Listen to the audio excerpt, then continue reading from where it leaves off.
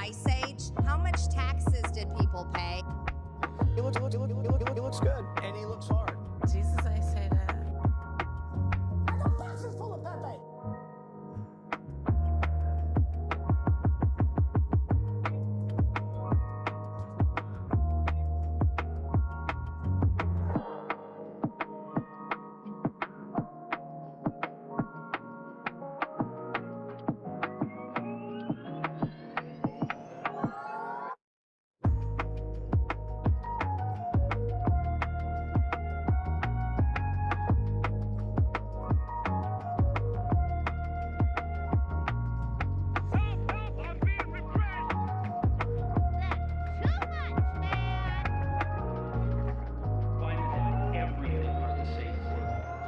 Science.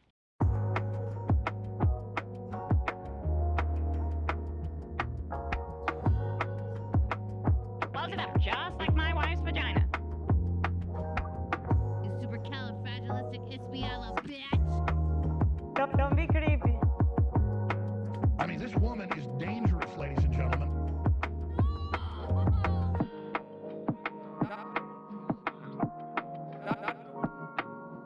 I don't want reality.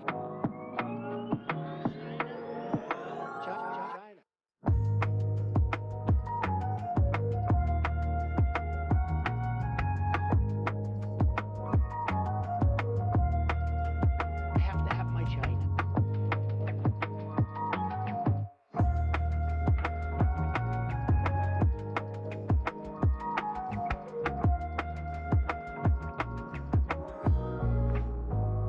It's a great day for being sad.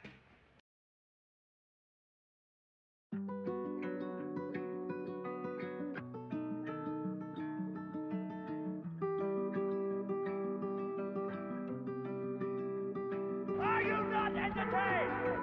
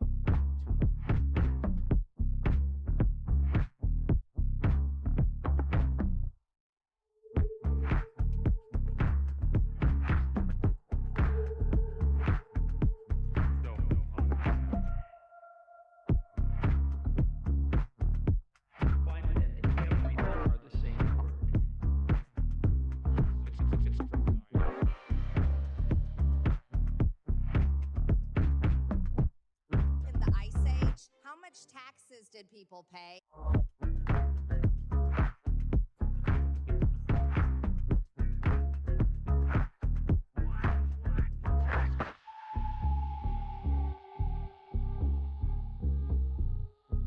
it never occurred to me. Interesting. Just crazy enough to work. Yeah.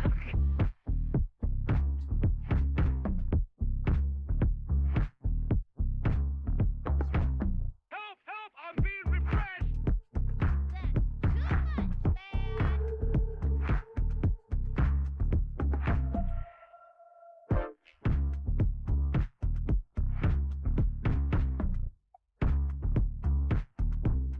So hot right now. So hot right now. So hot right now. So hot right now. So hot right now.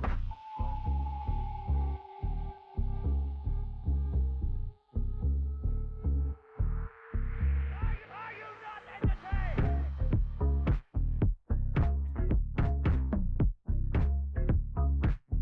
I see that you know your judo well. Science.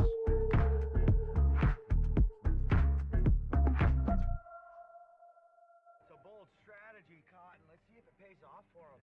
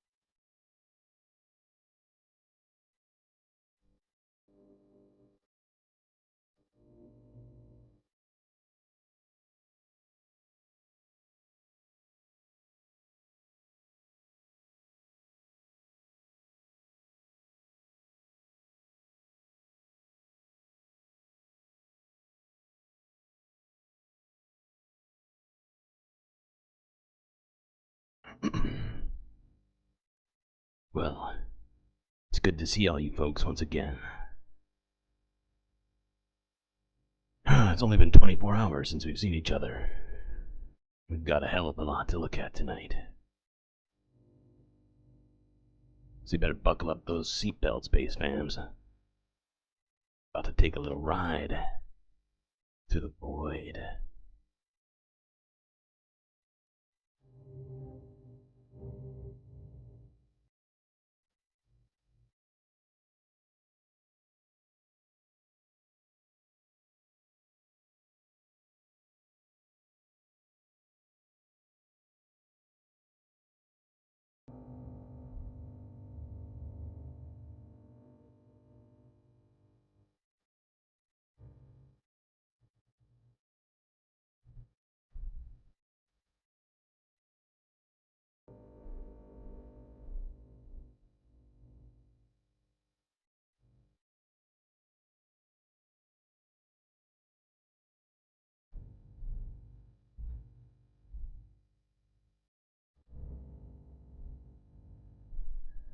You didn't like the gray lamp? Well, I'll make the lamp whatever goddamn color I want.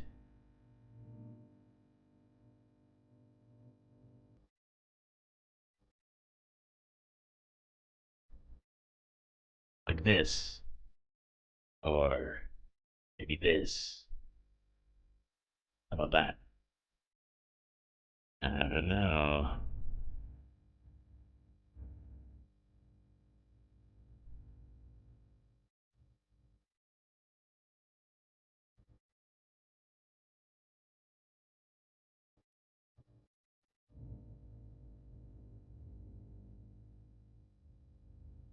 Okay, what do we got to look at here today?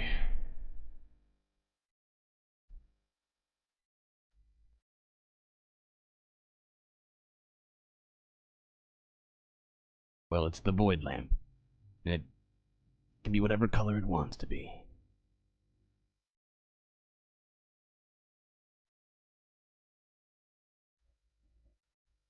Okay. Well, we are gonna start in America today, as usual.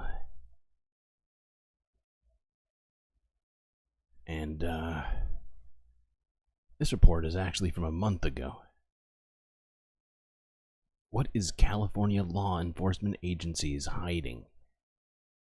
CBS sues for body camera footage to find out. A California police department is refusing to release body cam video, and its legal argument could actually roll back law enforcement transparency across the state. As California investigative correspondent Julie Watts explains, CBS is suing not just to get the video, but to prevent an agency from effectively rewriting state law. Yeah, we've been working with law enforcement for nearly a year to try to avoid this lawsuit. But one local agency is simply refusing to release its full video, which the public has a right to see. And if we don't push back, their interpretation of the law could have a ripple effect across the state. But my favorite part is the binoculars. These days, now they look closer. 7-year-old Sawyer is always on the lookout. And I keep thinking about bad guys. And he has good reason. It was really scary. Sawyer's mom, Kelsey, decided to take the kids to this popular park last April during spring break. There were kids all over, kids at camp and kids without parents. Little did they know, a Highway Patrol Special Task Force had already made what turned out to be a fatal decision: to serve a planned, high-risk search warrant to an armed felon at a public park without clearing the park or notifying local police. I just really don't understand why they chose this park that day. That is fucking crazy. To wait until a suspect, who you have a warrant out for, is at a public park to go in guns blazing with kids and parents just all over the place. That's incredibly negligent, if you ask me. Multiple shots fired, suspect, white male. For days, CHP had been surveilling a felon with a history of running from police. But instead of serving the warrant at his home, they chose to wait until he took his dogs to a busy park. And then we see cops chasing after a criminal. Court records allege when officers confronted suspect Eric Abril, he began shooting at them. Officer confirmed gunshot wound to the chest and hand. CHP fired back as Abril ran toward the batting cages. That's when we got on the ground, where kids were playing. And then gunshots were fired, roughly 20. Bullet holes near the batting cages revealed just how close the children were to being shot in the crossfire. It was terrifying. Jim McKeegan and his high school sweetheart Patty were out for a walk. They just celebrated their 50th anniversary. It would be their last. He's gonna shoot the hostage. As local police swarmed the park, Jim was killed and Abril used Patty as a human shield. I was thinking it would shoot me. Park staff quickly rushed kids into the library, where they had to hide under tables to avoid the windows. He was too scared to go to sleep. He would double check all the locks. Nearly a year later, the community is still desperate for answers and accountability. I would ask CHP if they would make the same decision if their kids were playing at the park. Keep in mind, great CHP question. Is the It's a very sensible question to ask. Would you turn your child's playground into a shooting ground? governor's police force with jurisdiction across the state. It could happen to anyone's family at any park. But CHP won't answer questions or acknowledge any policy changes when serving high-risk warrants. It feels like they're trying to cover it up. So we've been searching for answers through public records, including video from that day. Guys, get down. Which appears to begin after Mr. McKeegan was killed. Suspect is in custody. The sheriff's department hasn't released. Wow, really conveniently. What's the word? Obfuscatory, I believe is the word. His coroner's report, but multiple sources tell CBS News it's inconclusive. 50 is a solid number for a marriage. It is really unfortunate those people got gunned down in the process. About where the fatal shot came from, meaning it's not clear who fired it. Whoever's in the field, you're in our backdrop. Roseville PD, which took over the investigation, says it's confident the suspect fatally shot the victim, but refuses to release its full body camera video, releasing just 4 39-second edited clips. 123 Crossfire, I was the one who fired the shot. Which appear to show officers shooting at each other amid the chaos, but provide little transparency or context for what went wrong that day, the risk to the children, the McKeegans, and to officers. Drop the gun! State law requires agencies release any recording that relates to a law enforcement shooting or critical incident. For instance, remember when Okay, hold on. We're just gonna move this forward a little bit.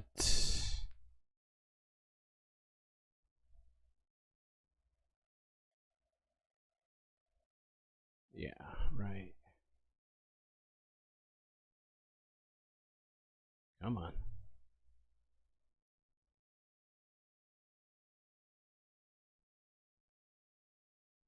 firearm. The video is public property. San Francisco Assembly member Phil Ting wrote the law that Roseville's trying to change. He worries Roseville's interpretation could prompt other agencies to start withholding video, stressing the public pays for the police cameras and the servers they store that video on, so the video belongs to the public. They're arguing that under your legislation, they're only required to release the 39 seconds when the bullets actually left the gun. When you drafted this legislation, did you intend to define the critical incident as only the moments of the discharge of the firearm? Absolutely not, because if that was the case, that would have been written into law. In order to provide transparency, you need to know what's happening leading up to the confrontation. And in California, if a Yeah, seems reasonable. Did you see a toy helicopter? Yeah, you saw. Well, you saw a drone. So yeah, yeah, pulling out a drone.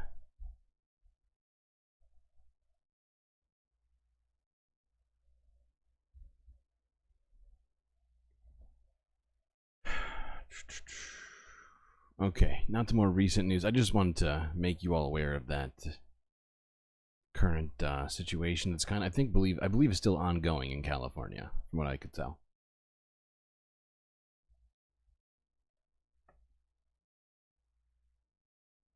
Alright, let's look at this from a day ago, where a 30-year-old man was shot and killed in the Bronx. Rid of the Second Amendment.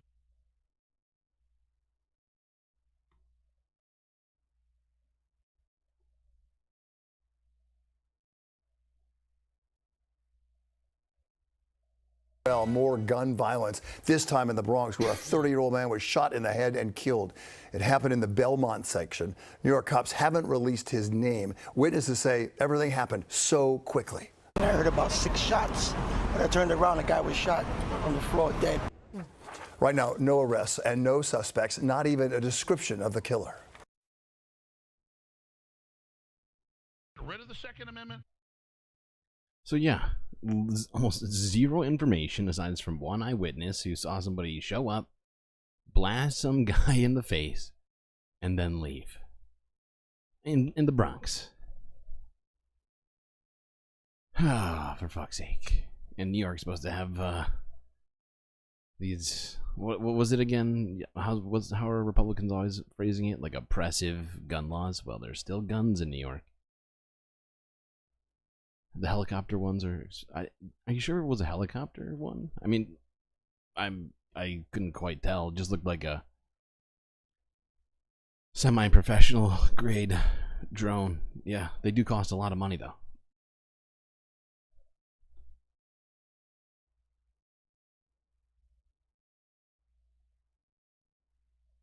Alright, since we're in New York, we're gonna stay in New York and look at this, where stolen West Bank property is being sold.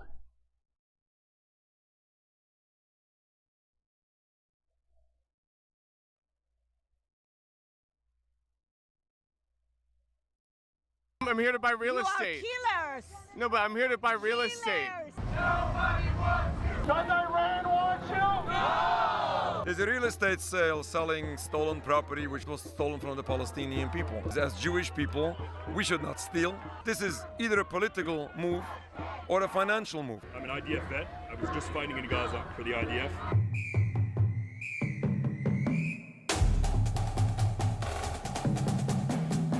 By the way, if you don't know who this is Walter Masterson, who's something of a, what do you call it? It's like a comedian slash like satirist, but he's also kind of a journalist too. There's really a combination of all three. So what are we shooting today?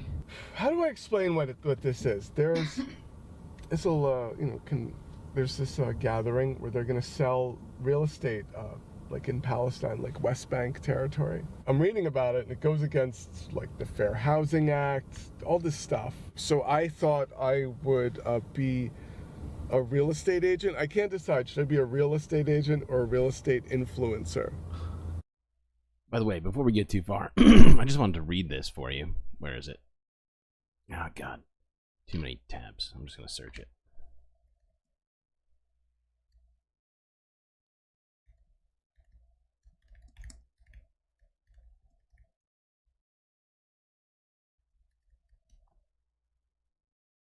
Okay. This is directly... well, this is from HUD. This isn't technically, but it's actually based upon the same legislation. So this is from HUD.gov. It is illegal discrimination to take any of the following actions because of either race, color, religion, sex, including gender identity and sexual orientation, disability, familial status, or national origin. Refusal to rent or sell housing. Refusal to negotiate for housing. So those is illegal to to not allow people to buy property based upon their status as people, their identity. I think you got to be a real estate influencer. Yes. Okay. So wait, these are a real real estate company that is selling. How are they getting this Palestinian land? Well, I don't know. Through, dude. I mean, we can imagine how that plays out. Actually, I don't think we have to imagine that at all. I think we, whatever you just thought in your head of how they obtain the land, you did it. Like that's it. That's it. It's exactly what you thought. It's like it's some type of. I think it's like some type of convention, and they have little booths set up, from what I've seen, and development in the West Bank. Yeah, Jesus. What's up? It's your real estate influencer here, showing you how to flip houses in Palestine. So step one, secure the land. Make sure it's in a place that the entire world is like, please, can you not? Step two. I just realized you all have 10 likes. Get Cisco. Getting Cisco. Get Cisco on. There we go.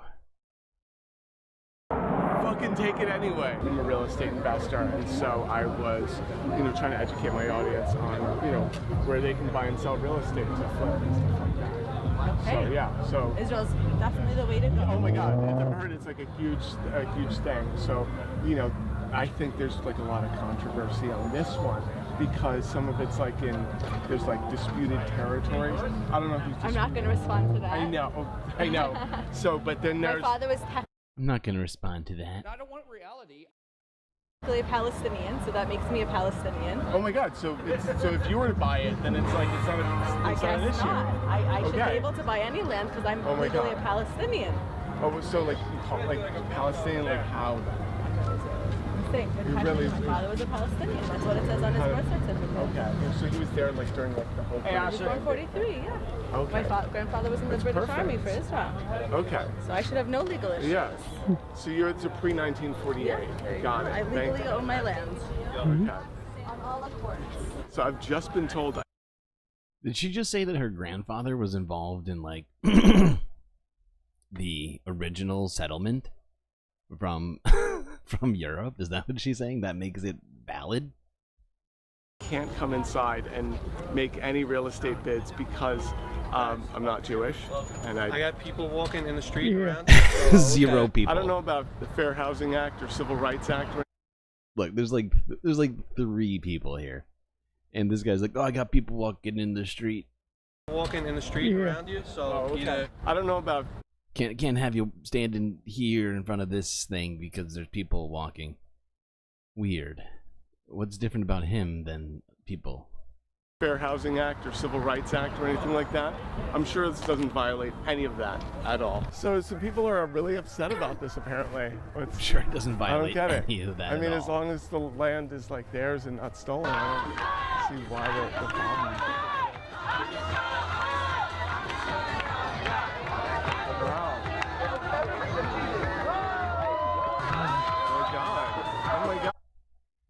don't think she was actually. I think she was claiming to be Palestinian because her father was born. I think what she was saying is that her grandfather emigrated to Palestine before it became Israel, right, from Europe. That's at least, this is what I got from what she said. Her grandfather came from Europe to Palestine, right? Her father was born in Palestine before 1948, before it was Israel. So on his birth certificate, it technically says Palestine, even though his family were there to set up the Zionist project. So it's a very sort of, what do you call it? I think it's a very gray area what she's describing. I could be wrong. Maybe I misinterpreted what she was saying, but that's what it sounded like.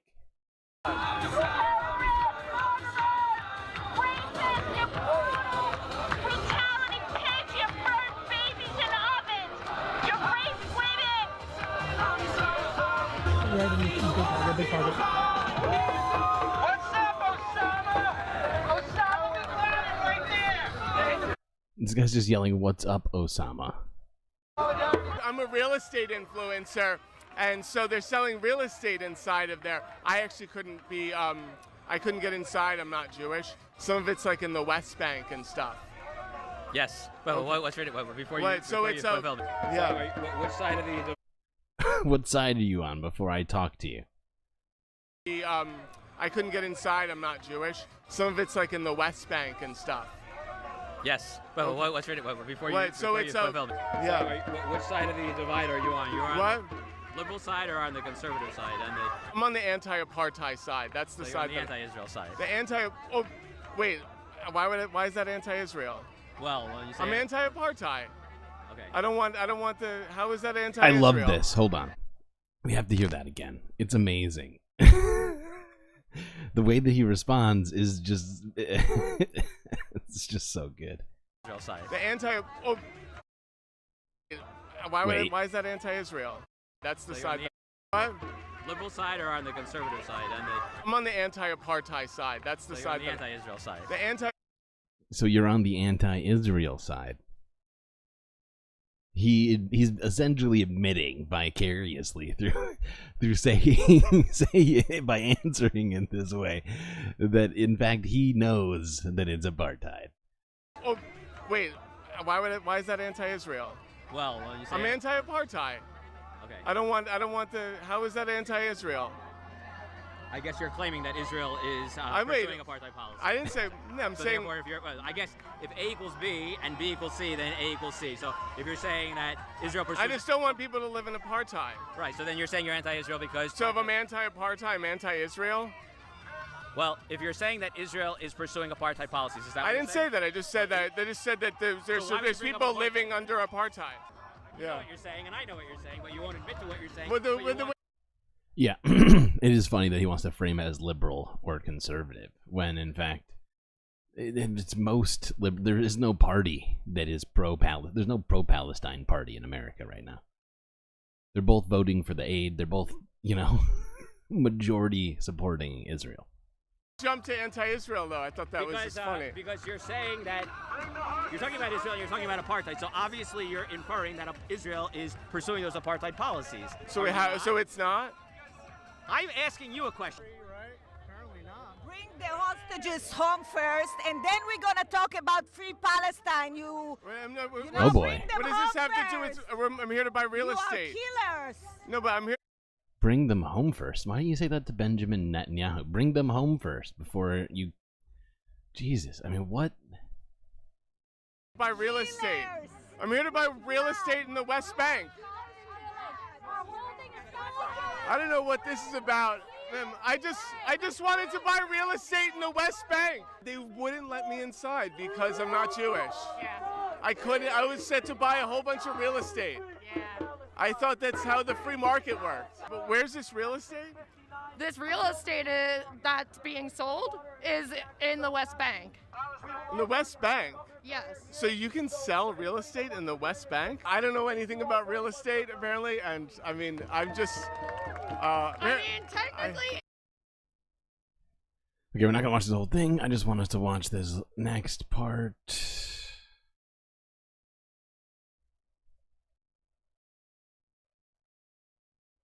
Actually, maybe you should watch both.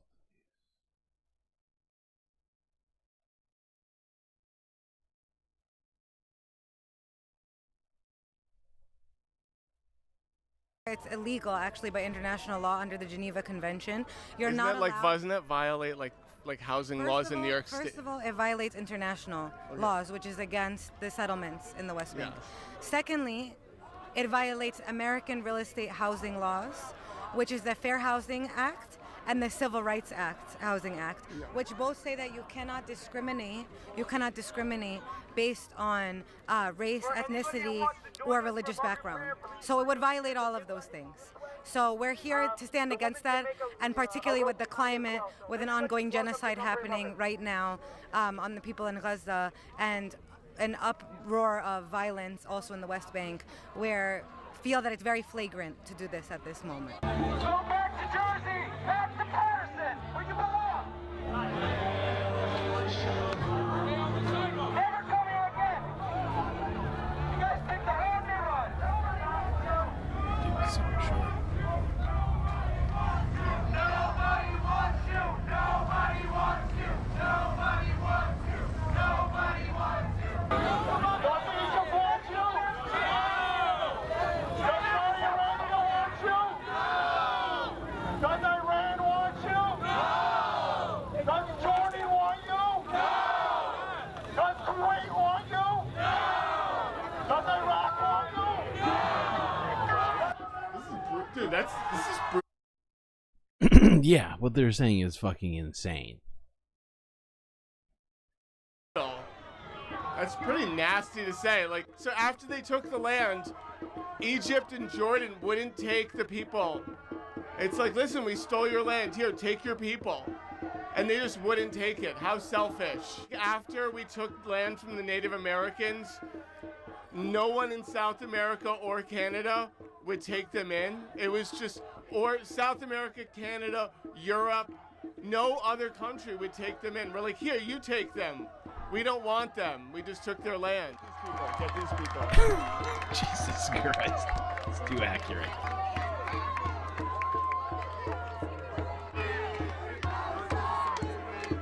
Explain what's going on inside the synagogue. There's a real estate sale. There's a real estate sale selling stolen property, which was stolen land that was stolen from the Palestinian people. Now, this is recognized internationally as illegal settlements, at least some of it. And this is, as Jewish people, we should not steal, and we should not sell stolen property. We should not share property that has been stolen. According to Judaism, if one shares with a thief, is considered a thief. And especially when this is happening in this time, while this genocide is taking place in Gaza, which is only making everything worse. What is happening in Gaza is disastrous. This mass murder of the Palestinian people is unacceptable.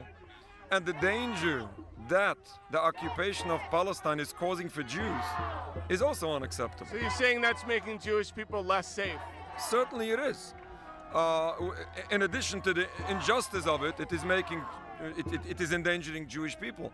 And all of this should not happen in the first place. And unfortunately, what this is going on, continuing, making everything worse, and as I said, especially in this time. And on top of all, why in a synagogue?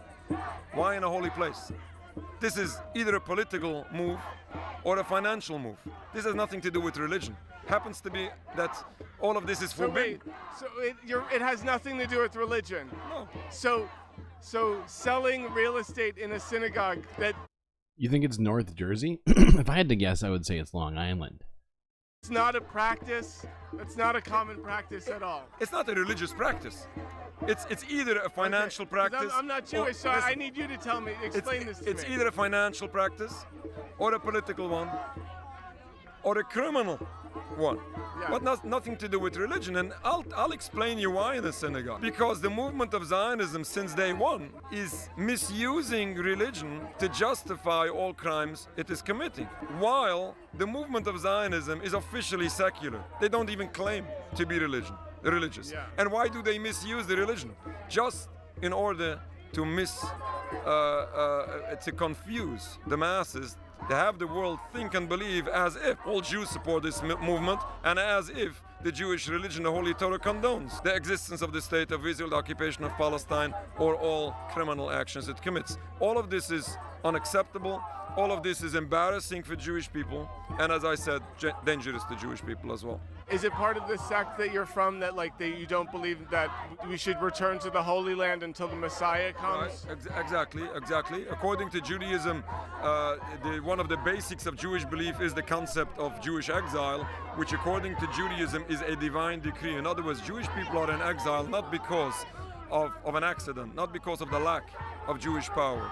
We believe that this is a divine decree, that Jewish people are required to accept the decree of God and not fight against it. Attempting to end Jewish exile by any physical means, which is basically the Zionist philosophy, goes in total contrast of basics of Jewish belief.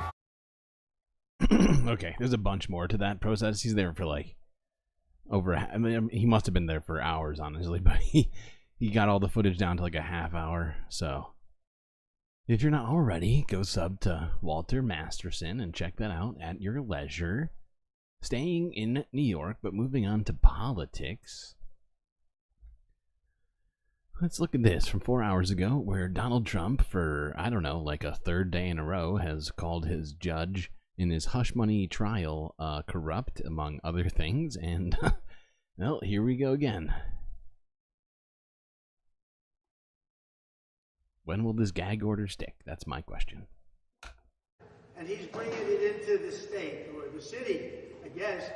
Look, he's a district attorney where crime is rampant, violent crime is all over the place, the city's going to hell. And they have many prosecutors in there.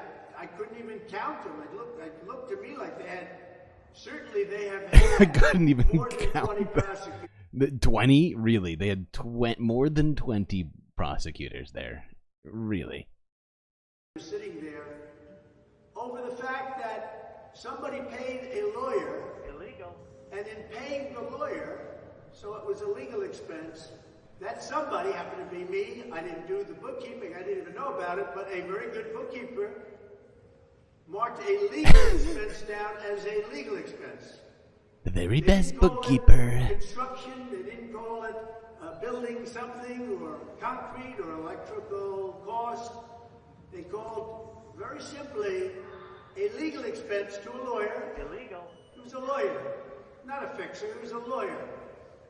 Legal expense to a lawyer, they called it legal expense. They said it was marked incorrectly. What else would you call it? It's a legal fee or a legal expense, and we called it a legal expense. This is what the case is about. And it's not about all of the other stuff that you've been seeing, because we're using that to attempt, it's had no impact because it's so old, attempt to do something to me politically. But the good news is the people understand it. Our poll numbers are the highest they've ever been. And it's ridiculous that I'm not going to be out campaigning for another week or two. Oh my as God. These thugs, these corrupt thugs. Jesus. And that includes the judge. That includes the He should judge. throw Okay, this the case corrupt out. thug. This case should go no further. Every legal expert, the ones I named and many more, Calabrese. Aside from the 20 prosecutors that you were talking about, I take it. Another one, many of them. They came out and they said this case should not go forward. It's not a case. There's no crime. No way. Everybody that you hired to talk to you about this said that this is a goddamn witch hunt. I did everything right and they indicted me. Jesus Christ. Sometimes I wonder if he believes the reality that he manifests for himself. It's like some weird, what do you call it? What's that, I can't even remember. There is no crime, and they failed to show a crime. This is election interference. It all comes out of Washington. They have their reps here. You know, they have their reps here. I'm sure you know that. This all comes out of Their Washington. reps here. What is he talking about? Is there no statute of limitations? Are you talking about the hush money? Being from 8 years ago?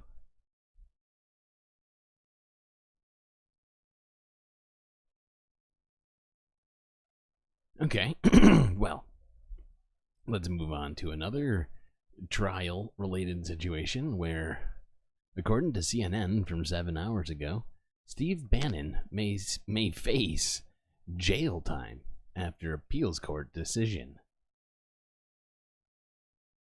Honestly, though, if this judge doesn't censure, not beyond censure, if he doesn't put Donald Trump in jail, he's just not doing his job. The campaign finance crime, this is one of them. I do want to turn now to some breaking news that is just into CNN as Steve Bannon could be headed to jail very soon. A D.C. appeals court has just upheld the former Trump chief strategist's contempt of Congress conviction. Paula Reed has been following this story very closely. Paula, I mean, Steve Bannon has been trying to get this overturned. What's the latest? Yeah, it's been going on for a while. Here, the U.S. Court of Appeals upheld this conviction. He had a 4-day trial. He was convicted by a jury for criminal contempt of Congress. Now I would expect he will likely appeal this to the Supreme Court, so it's unclear if he'll be going to jail soon. But he argued that there was certain evidence that was excluded from his case. Now, he refused to comply with a subpoena from the January 6th committee. He argued that he was waiting to get more clarity about potential executive privilege. But remember, he wasn't at the White House at this point. And again, the jury did not find that to be a credible reason to ignore a subpoena. He is not the only Trump ally who found themselves in this position. Peter Navarro recently reported to federal prison to start serving a sentence for a similar conviction. Now, they have slightly different tracks in the federal judiciary, which is why one is just taking a little bit longer, sort of luck of the draw. But yeah, Peter Navarro also appealed to the Supreme Court. They were not willing to engage on this case, so he is in prison, and Steve Bannon could soon be as well. I mean, yeah, it's not a guarantee. Like you said at the beginning, it may take a little bit. But the fact is the appeals court already struck down Navarro's appeal. Steve Bannon's appeal is going to be similarly frivolous, is at least my guess. And I don't think it's going to take them too long.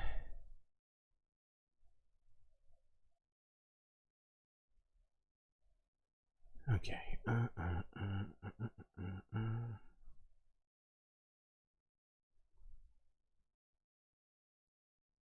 Okay, let's look at this from 13 hours ago. This is wild. Okay, this is from Reuters, where apparently Confederate names are now back for 2 Virginia schools. I don't know if you remember this, but a little while ago, people were removing Confederate names from schools, not only in Virginia, but in other places, because they were concerned about student athletes, competing and doing other things under the name of former slave owners and Confederate, whatever, war figures. And now they're putting them back on there because, I don't know, regressivism.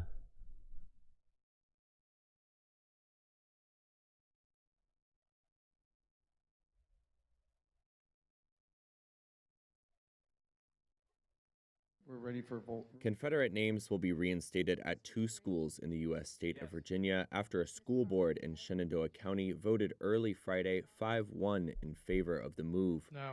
The motion undid the school board's decision in 2020 to strip a high school and elementary school of the names of 3 Civil War military leaders from pro-slavery southern states, Stonewall Jackson, Robert E. Lee, and Turner Ashby. The community will be the first in the nation to reinstate such names. It bucks a 4-year trend of U.S. institutions removing symbols of the Confederate. Honestly, when I see this kind of stuff, it makes me think, we need another BLM summer, I guess. You know, that's what I think when I see them just going back on things that were supposed to help, change some of the things that people were protesting about. But yeah, apparently they've forgotten already. Following nationwide racial justice protests triggered by George Floyd's murder by police officers in 2020. A local conservative coalition in April asked the school board for the change, saying it was, quote, essential to honor our community's heritage. It wants Mountain View High School to go back to the name Stonewall Jackson High and Honey Run Elementary to become Ashby Lee Elementary again.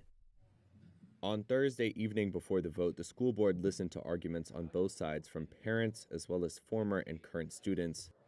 I'm a black student, and if the names are restored, I would have to represent a man that fought for my ancestors to be slaves. Tearing down statues and monuments and erasing history while indoctrinating children is exactly what Adolf Hitler did in the late 1930s in Germany. This board has a moral and ethical obligation to the citizens you represent to undo the dirtiest, most underhanded political stunt in the history of Shenandoah County politics. Important decisions like this one must consider the voices of the students. The students would be most affected by this change. As a current student, it is hard to imagine a scenario where reverting the name back to Stonewall Jackson would improve the education received by any student attending the school. The school board's vice chairman, Kyle Gutschall, earlier told Reuters the name changes in 2020 had increased public attention on the board and helped shift its political composition to the right. While Gutschall's predecessor, Michelle... What a misguided fucking thing to do. Who is Albert M. Bean? I have no idea who that is.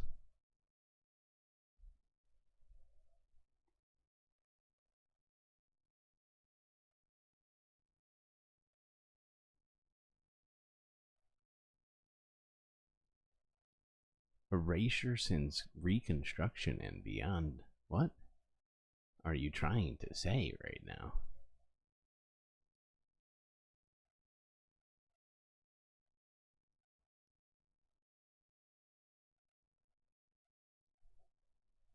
Mr. Bean? I have no idea. I don't think that Mr. Bean's actual name is Albert M. Bean.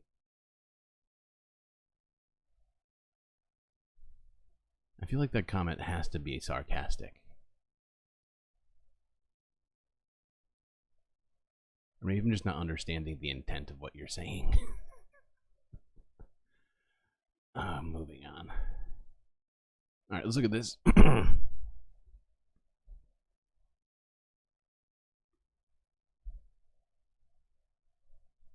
This is from 4 hours ago, where Biden was met with protests outside of Bay Area fundraiser.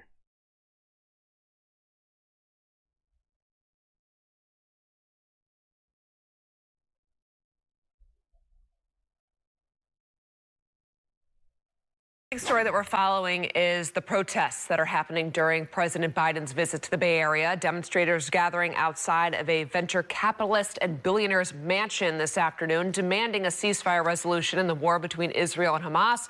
President Biden there attending a fundraiser for his campaign at that home, which is where we find KRON 4's Charles Clifford with the latest details here.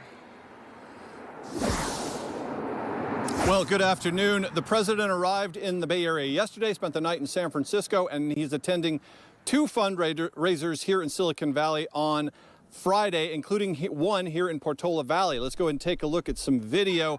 The president's motorcade made its way down Alpine Road here in Portola Valley about 12:15 this afternoon. He's headed to the home of tech billionaire Khosla, and he was greeted by dozens of protesters who are unhappy about the war in Gaza between Hamas and Israel, and they say they came out to send a message to the president and his donors that they're not happy with that situation. And we want him to know that we do not support the genocide that is happening right now, and we want the donors to know that we hope that they would fund other things besides a war and besides genocide. And so we're here today to just make sure he knows that people are unhappy about this genocide in Palestine. Now, the person that's doing the fundraising, since they didn't even say his full name, is Vinod Khosla, who is a like a tech billionaire. He owns Sun Microsystems and a venture capitalist group named Khosla Ventures. Not at all narcissistic at all. He's a totally normal guy. Just happens to have billions of dollars and do weird stuff like this. Obviously, I'm being a little sarcastic there, but yeah, you know, this guy's, I don't know exactly how much he's worth, but according to Wikipedia, he's worth like nearly $7 billion. and he's helping fundraise in the middle of the U.S. and specifically the Biden administration funding a genocide.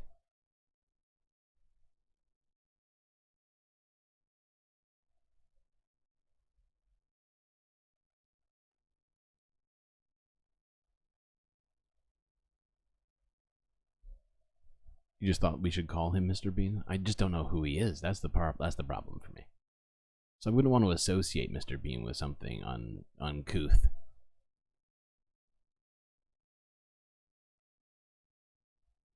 Okay, what am I doing next? Okay, yeah, we're going to talk about Boeing and other technology stuff here real quick. And by real quick, I mean for a little bit. First, Boeing, we're going to look at more footage from this. We only saw what happened last night in Senegal, where a Boeing 737 skidded off the runway. But there is more footage from the day showing the aftermath of this situation.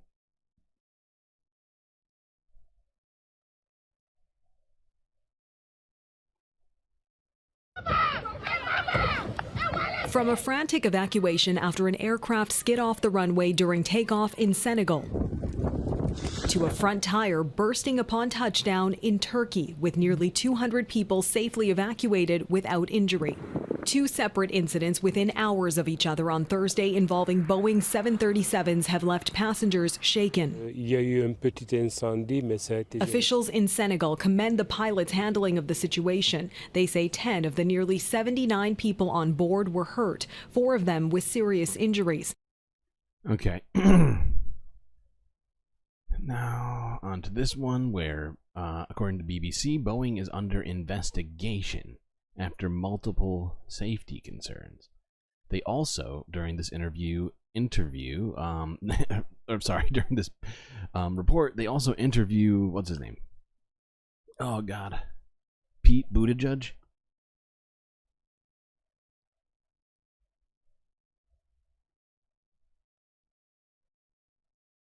Well, problems continue to mount for U.S. aerospace company Boeing after another string of international safety incidents. On Thursday morning, a Boeing 737-300 passenger aircraft crashed during takeoff in Senegal. 11 people were injured when the plane ran off a runway and caught fire. Separately, 2 investigations involving Boeing planes are underway in Turkey, when, also on Thursday, nearly 200 passengers were evacuated from a Boeing 737-800 after one of its tires burst upon landing. This all comes just a day after a FedEx Airlines Boeing 767 cargo plane landed at Istanbul airport without its front landing gear. I would not call that a landing at all. That's a crash. Don't call that a landing. Boeing whistleblower, former quality inspector Santiago Paredes, told the BBC he found up to 200 defects on plane parts being readied for shipping to Boeing. For the latest on the investigations, my colleague Sumi Somaskanda spoke to the U.S. Transportation Secretary Pete Buttigieg. Secretary, thank you so much for joining us in our studios today. I want to start with some BBC reporting. We spoke to a whistleblower who worked for Spirit Aerosystems in Kansas. That's a subsidiary of Boeing.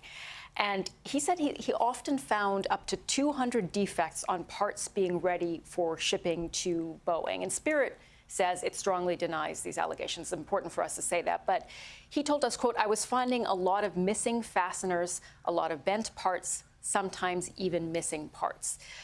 Are you confident that Boeing is actually meeting its commitment to safety that your department sets? Well, the FAA is investigating this right now because when you hear about concerns like that, they have to be taken extremely seriously. The context for this is that we've already been in the process of putting Boeing under a microscope ever since the January incident with the Alaska Airlines flight.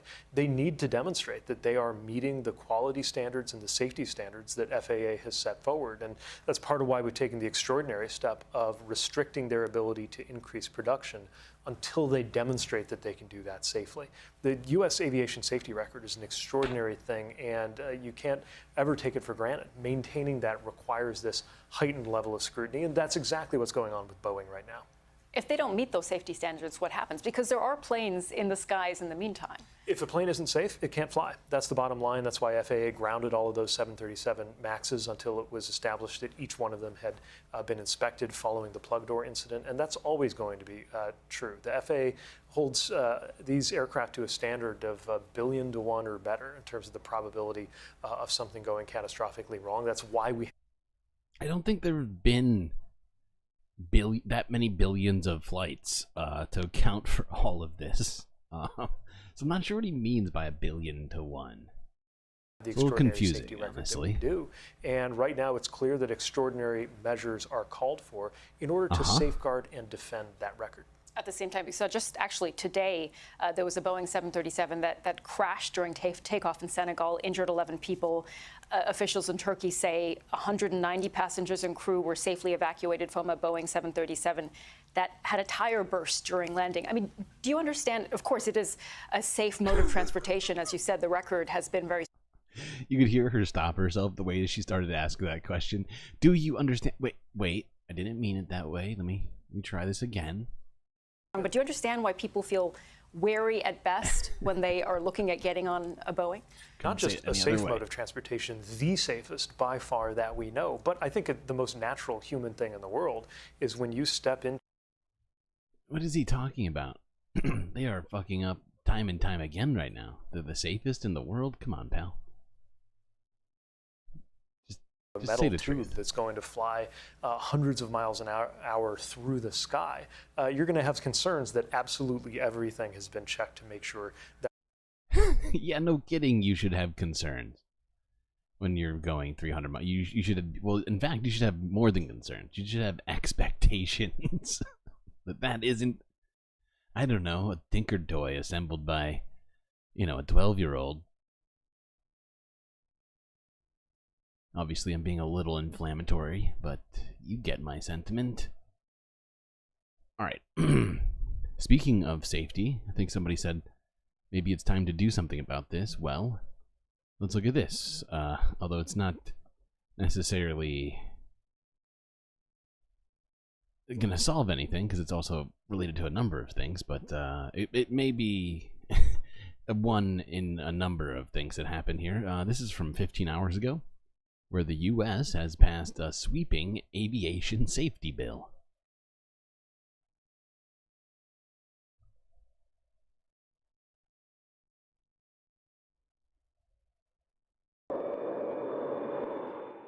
The U.S. Senate passed a sweeping civil aviation bill late Thursday, meant to deliver safer flying in the country.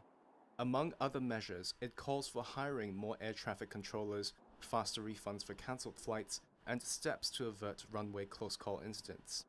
The House of Representatives is expected to approve the $105 billion 5-year measure next week. It comes after an uptick in near-miss incidents and a high-profile mid-air blowout in January involving an Alaska Airlines jet. The legislation requires airliners to be fitted with 25-hour cockpit recording devices, up from the current 2 hours. It also calls on the Federal Aviation Administration to deploy advanced technology to help prevent collisions. The bill also directs the FAA and the Safety Investigation Agency, the National Transportation Safety Board, to hire more staff. Other provisions include banning airlines from charging fees for families to sit together, ensuring quick refunds for cancelled flights, and raising maximum penalties for airline consumer violations. So if you can tell, most of that legislation, if not all of it, is not going to solve the actual problem at hand regarding Boeing. Unfortunately. A piece of a SpaceX rocket just fell on a farm in Saskatchewan. Interesting. Shocking.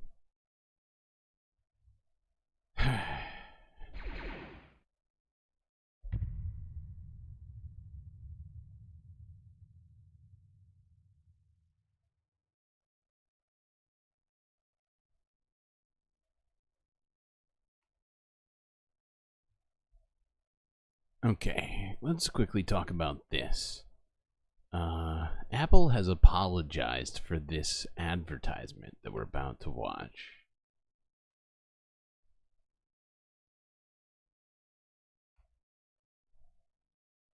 They've received a great deal of backlash for this ad. So let's talk about that.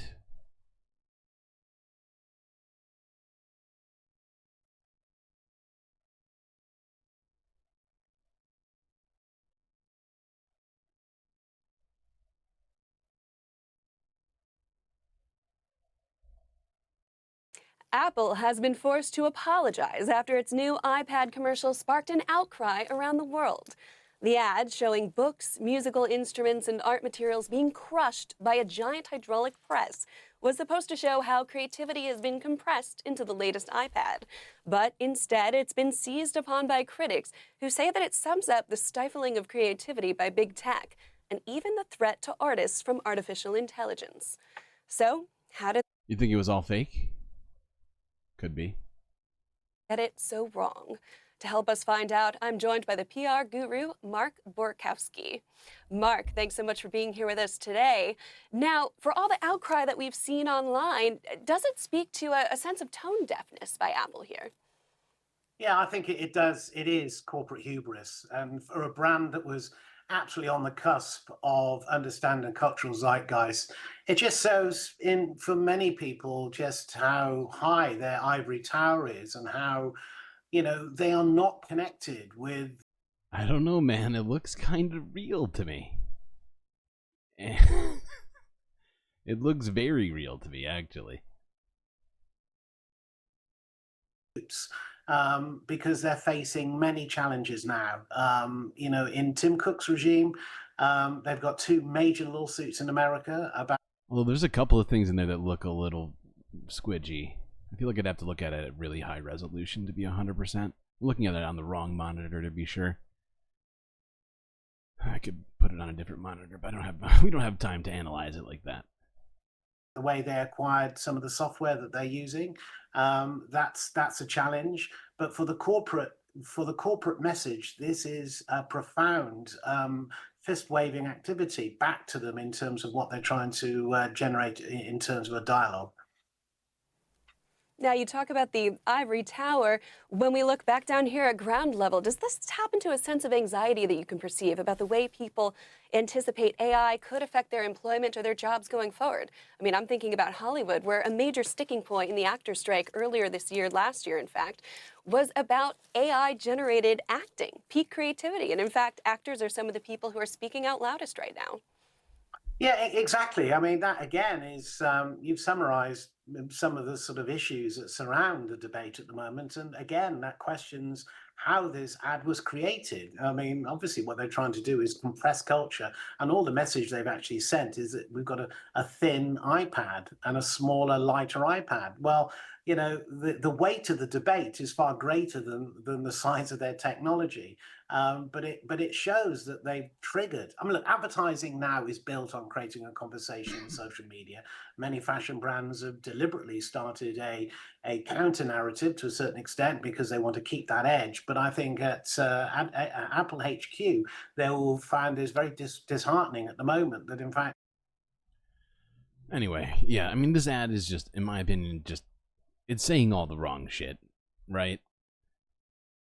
Like, just replace the real world with technology. That's gonna solve everything. That's why we're great, right? And I mean, it's not like I'm against us using technology. I'm using a bunch of technology to make what I'm doing right now happen, right? But like, it shouldn't come at the cost of everything that we have. And there's definitely, there is a serious difference between using when it comes to things that they're talking about in that ad, like creativity, say music or art. There's a definite difference. Like, you ask any artist, any sort of creative person in sort of in most most artistic fields, honestly, appreciate the physicality of some of the things that they're doing, right? Whether it be the, like the paint, the way it acts differently than just, granted, there's been a lot of, what do you call it? Like, advancements in painting on your computer, for sure, but it's just not the same thing. Same thing with music, you know?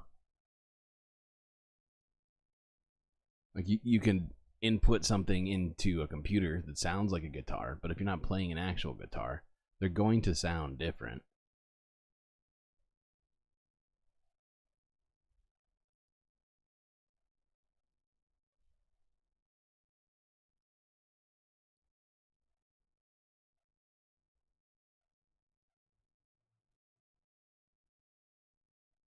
There's, I don't know, it's hard to even explain, right? With like the tangible nature of things. It's this sort of ethereal thing to try and put your finger on in terms of human creativity. All right. Let's move on to this, where OpenAI is about to launch a Google search rival. This is from 16 hours ago.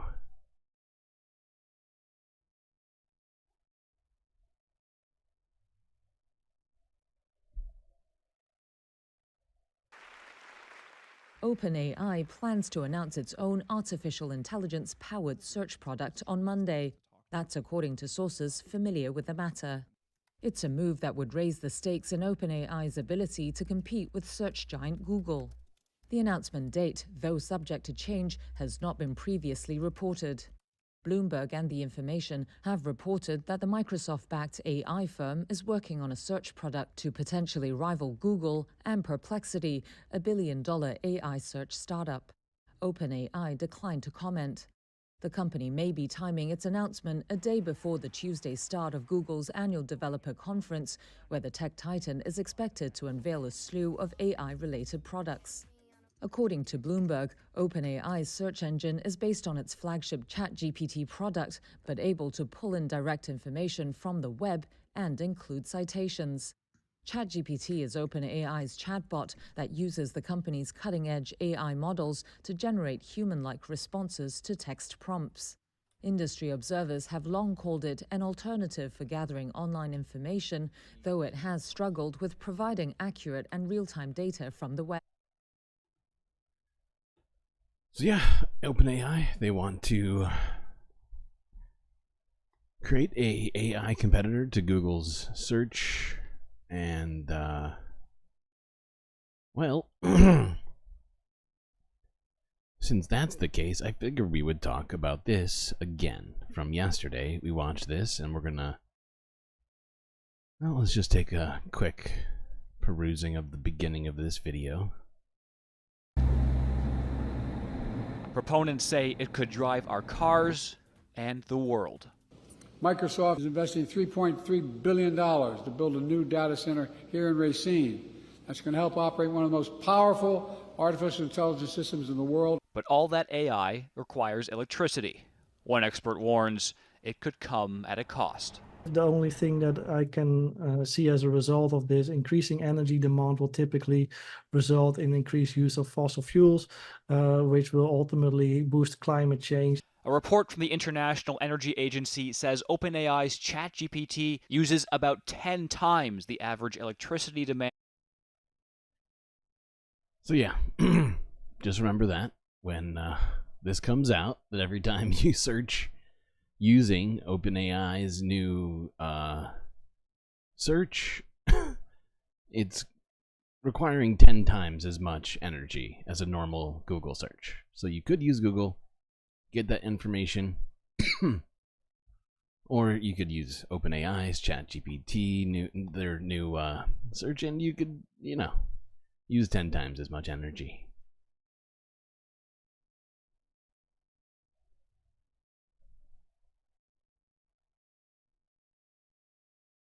Okay, that's our way of moving into the environmental and ecological section of the stream. What are we starting with here? Okay, this is from a day ago, where blue jelly-like creatures are showing up on Southern California beaches.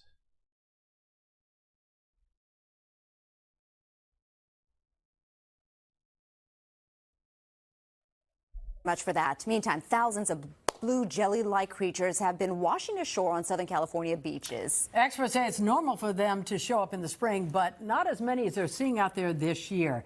As NBC4's Ted Chen reports, the increase could have something to do with climate change. Behind this tank is what we call the Jelly Lab. It's in places like the Jelly Lab at the Aquarium of the Pacific where experts are studying what's been happening at Southern California beaches.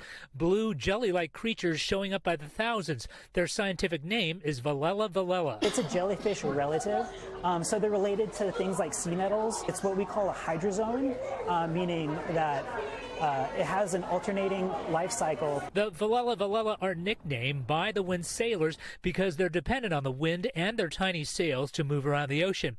Aquarium of the Pacific aquarist Josh Wagner says they show up in big numbers during spring as the ocean warms and produces more bacteria. We get a bacterial boom, which causes lots of nutrients to be in the water. And so more nutrients is there's more things to eat. And if there's more things to eat, there's more reproduction. Wagner says the wind then pushes more of them ashore where they lose their blue color and die. He says although climate change has possibly caused them to show up in larger numbers, their appearance isn't all that unusual.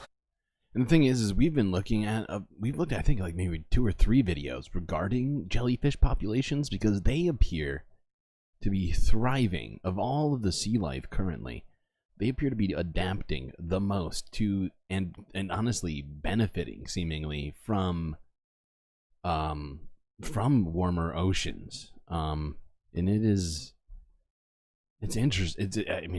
I don't know what it means. I don't know if we're gonna have to have some sort of jellyfish-based existence from now on or something, but I don't know. Like it is. It's just.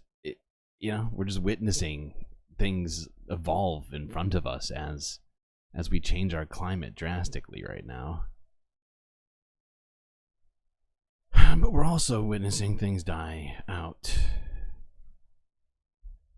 Seems like we're witnessing a lot more dying than we are evolving, unfortunately. Valella. Say that 10 times fast.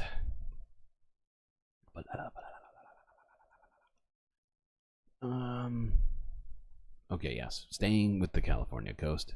You welcome the new jellyfish overlord. Yep, jellyfish-based existence from now on, everybody.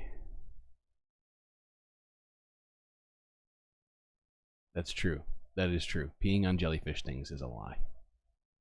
That's factually correct information. Okay, staying with the California coast. Focus.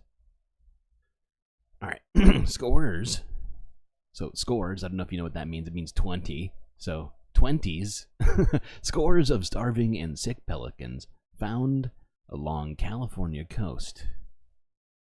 So we got jellyfish all over the place and now starving pelicans.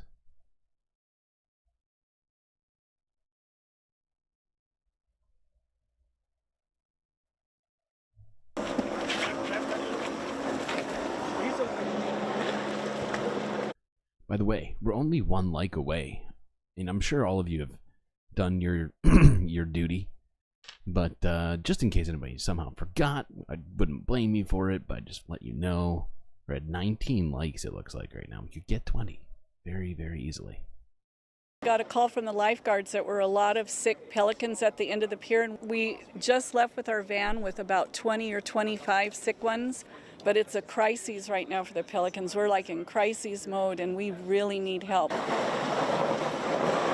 So what we do know as all these birds are coming in at a starvation mode, that means they don't have enough food to sustain them. And their blood work is showing that they're anemic. It's showing that they're dehydrated and they're very... Oh, I see it. We just got 20. We just got 20. Someone must have just been so focused on the stream that they didn't like it, and I don't blame you for that. 1. Oh, well, we're starting off with the usuals now here. At least from when we were doing it in a ordered fashion. So you got a bacula in there now. Well done, chat.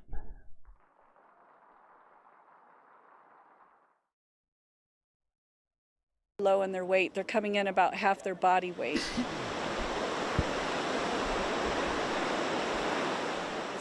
we're going to be close to 100 patients in care here probably by the end of the day. What the cause is, usually it's because they can't get enough food, right? But we also know that there's supposedly plenty of anchovies in their food out there in the ocean. So we don't really know why they are not able to forage yet.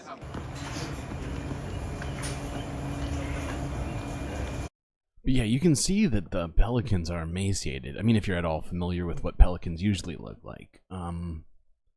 But there are definitely some issues right now for pelicans. As the climate changes, things have been changing in the oceans, making their method of fishing potentially obsolete. Let's look into this a little bit further. So this is from NBC LA from 23 hours ago. Why sick, starved pelicans are showing up along California's coastline.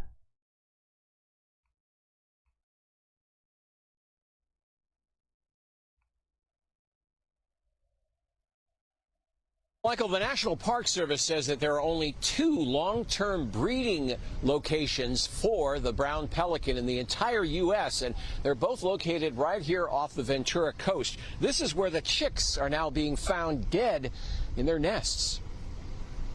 At Wetlands and Wildlife Care Center at Huntington Beach, this video tells the story. A half-hearted squawk from one of the 97 brown pelicans currently being treated. It's the saddest Exhausted, squawk I've ever disoriented, heard. starving, but these are the lucky ones. Another 97 brought here did not survive. Emaciation, dehydration, malnutrition, anemia. We know that they're starving, but we don't know why. And now comes word of a heartbreaking scene from Anacapa and Santa Barbara Islands off the Ventura coast. Pelican chicks found dead in their nests. Either something happened to the parents that couldn't keep feeding them, or the parent just wasn't able to forage and catch enough fish to keep themselves alive and the babies. Meanwhile, adults starved to the point of desperation are turning up near death or dead on public beaches.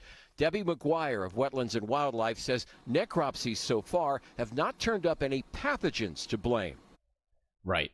So, what it appears to be, right, none of them are sick. They're just starving to death. And it's because the waters are getting warmer.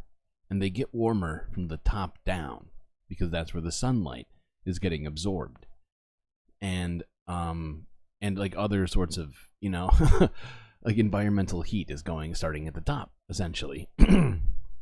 And so the fish that the pelicans usually hunt and catch by sort of scooping along the top of the water, they no longer stay at the top of the water because it's too hot for them, so they go lower. And so things have been, you know, evolving because of the change in climate, and or just like, you know, they're just choosing different thing, and suddenly it puts the entire ecosystem in balance, or at least parts of it. And this is one of the effects of it. The pelicans are in grave danger. I mean, you heard the I think she must have been a researcher at the beginning of the first video who was saying that they're in a crisis.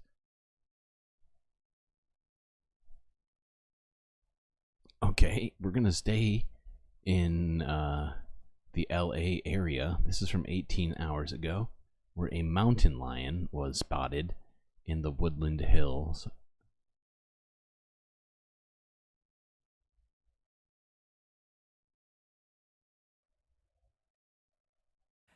Rather large visitor was caught peeking through the trees in a Woodland Hills backyard tonight. Neighbors very surprised when they saw a mountain lion. NBC4's Robert Kosbosik live in Woodland Hills to tell us more about the big cat in the tree. Robert? Yes, Colleen, and sure, it was a dicey couple of hours here in Woodland Hills tonight, but it is a good reminder of the world in which we live. It is also a very good reminder of what is in store. In just 2 years, what will open? A $100 million welcome mat for wildlife. We took a stroll tonight through this Woodland Hills backyard with 2 German Shepherds and Karina Bubenheim, who, despite her day, has a wry sense of humor. I thought I'm the only cougar in the house. It started. Wait, why did you just say Maria Bartiromo's mom randomly? Was that Maria Bartiromo's mom at the beginning of this story? Is that who this is? Oh my god, I see it now.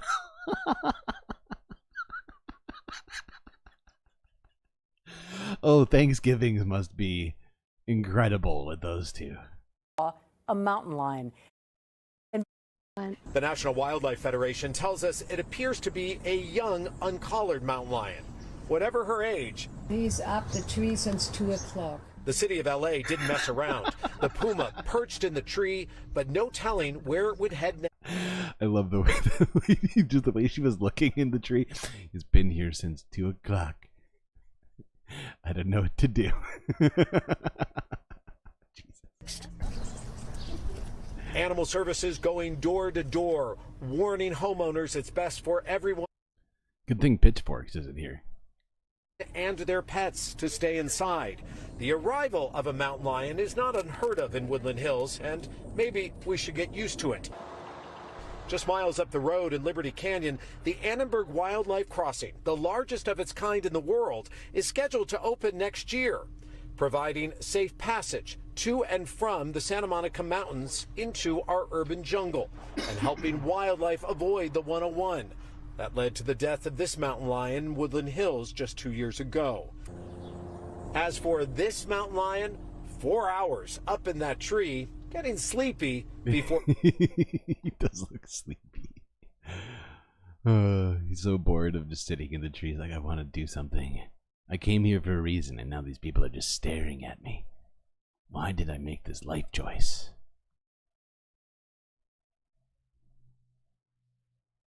Well, just so you know, the end of all that, he gets out of the tree and leaves before anybody can catch him. So, okay, let's see, let's move along. Staying with California, where officials are preaching wildfire preparedness as the Bay Area weather heats up.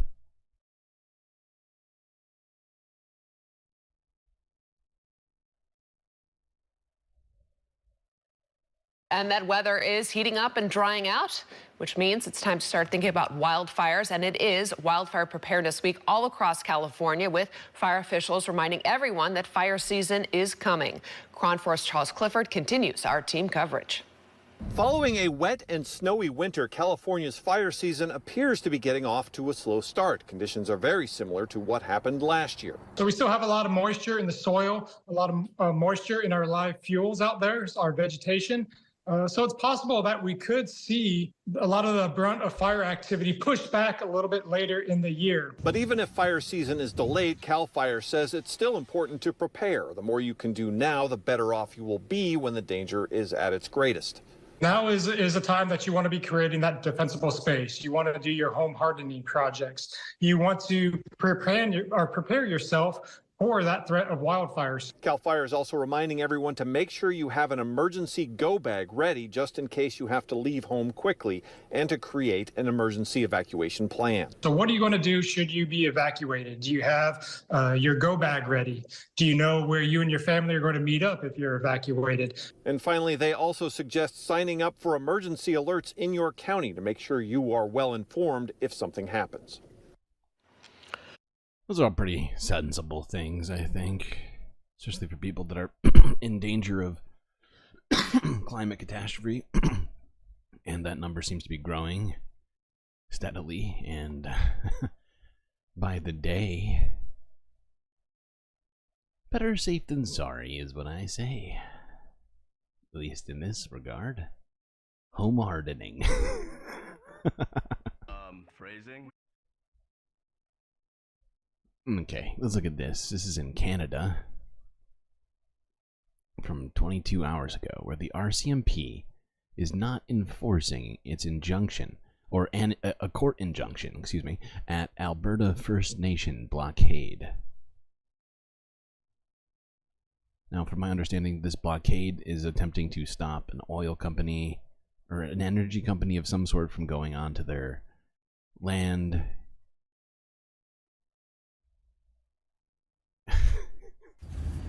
It was a clear statement of defiance by Alberta's Woodland Cree First Nation Monday. You keep a sword and $10,000 cash on you at all times? My God, that's a that's interesting. It was a clear statement of defiance by Alberta's Woodland Cree First Nation Monday. I'm going to file this with the Great Spirit right now. After being served with a court order to end its blockade of an oil lease road, the chief throws the documents in the fire. I guess that's the Great Spirit. It's the latest chapter of a long simmering dispute between the Northern Alberta community and Obsidian Energy. RCMP say they won't be enforcing the court order for now. We're in a phase where we're hoping to come to a peaceful agreement between the two parties. The First Nation says its relationship with Obsidian broke down after the company announced plans to drill 200 new wells without any consultation. A blockade was first set up back in February, but the First Nation took it down when the company agreed to talk. Months later, the chief says nothing has been resolved. They're looking to exploit our lands, like basically. Okay, I just looked it up. Because drilling is too unspecific. It's not an oil company. They are a natural gas company. So they're fracking to get this out. So they're going in. They want to do hundreds of more wells. Is that what they said? Hold on, I gotta go back slightly. 200 new wells without any consultation. A blockade was first set up back in February, but the First Nation took it down when the company agreed to talk. Months later, the chief says nothing has been resolved. They're looking to exploit our lands, like basically take the resources and not have anybody benefit or share in the prosperity of that development. Calgary-based Obsidian Energy declined a request for an interview, pointing Global News to a statement made earlier this year by the company's CEO. We cannot accept their unrealistic terms that amount to a monopolistic relationship as our sole provider of certain services, Stephen Lucas said. Last year, the Alberta Energy Regulator issued an environmental protection order against Obsidian for causing a series of earthquakes, including the largest ever recorded in the province's history. We just want to say, hey, we're here, right? Work with us, listen to us. Don't just keep trying to attack us and manipulate us. RCMP say so far the blockade, which is on traditional Woodland Cree territory but not reserve land, has been peaceful. Now, it doesn't seem like they're completely objecting to the drilling, which I am against. I think they should be completely against it. From what I've heard, we've heard on the stream, methane drilling is much worse, worse for the environment than they claim, because of leaks and other things like that. But at least it's stopping them for now, so I'm for it. As long as they want to stop them, honestly. You keep a week of clothes in your car and a solar jackery battery as well. That sounds very prepared. It's making me think that you weren't joking about the sword and the $10,000.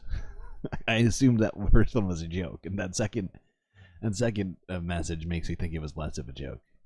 Okay. This is from a day ago. Fort Bend puts neighbors on flood alert over swelling Brazos River.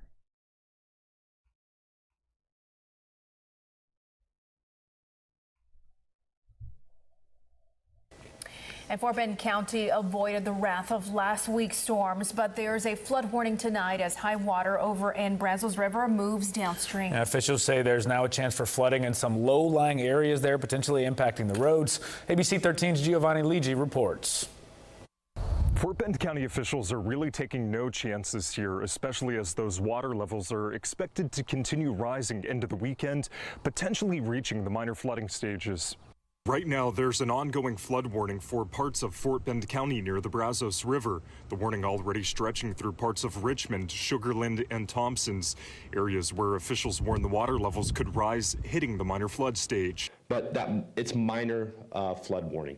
It's those low-lying areas. So we're just going to re-emphasize that. We are not an emergency. I don't know. That river looks pretty swollen, if you ask me.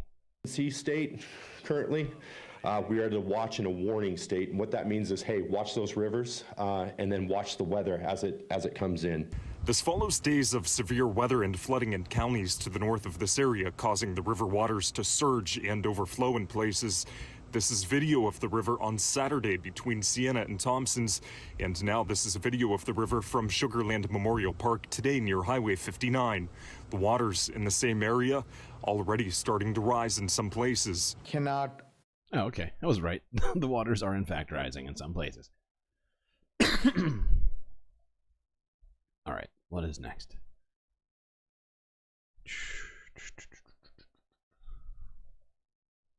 Oh, yeah. We're going to look a little bit more at this storm that's been ravaging most of the Midwest and the South.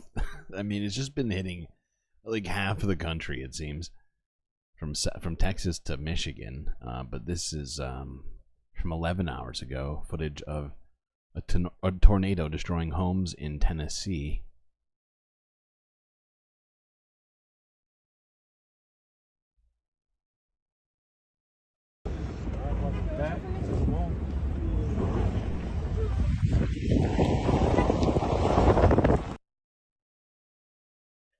Damn, just gone. Fuck. Is that the same house? I think it is.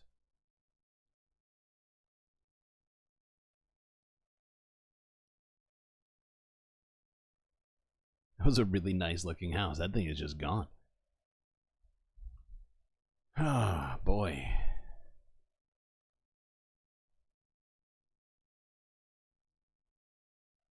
A massive cleanup effort. All right. What's this one? Yeah.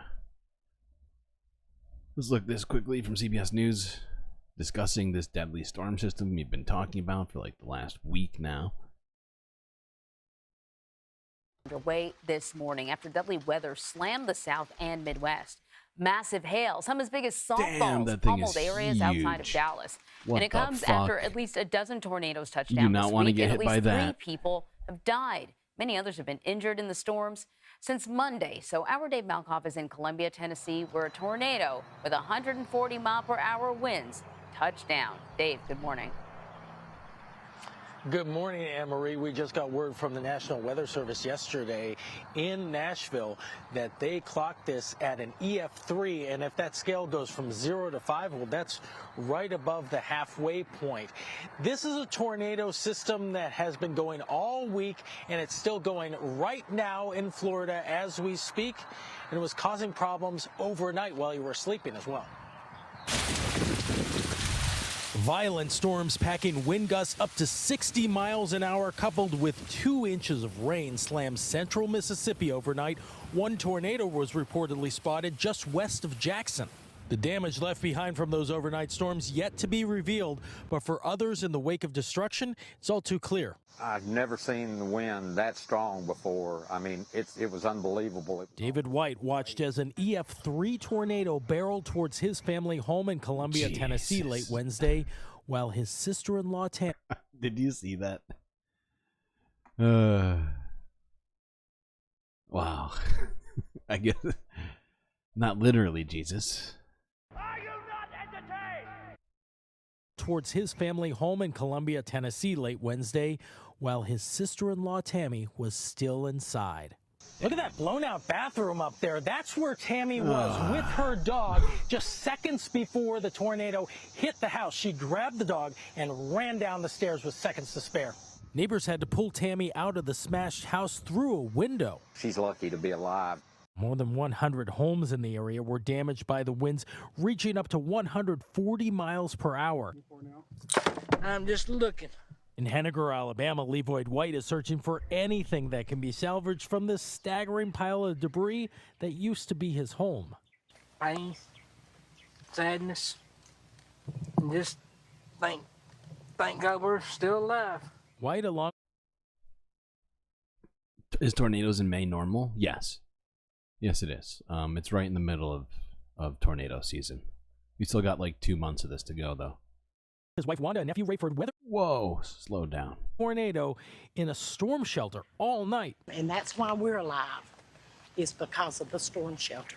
Their home for more than a decade turned to scraps in a moment. We was happy, you know, we'd lived here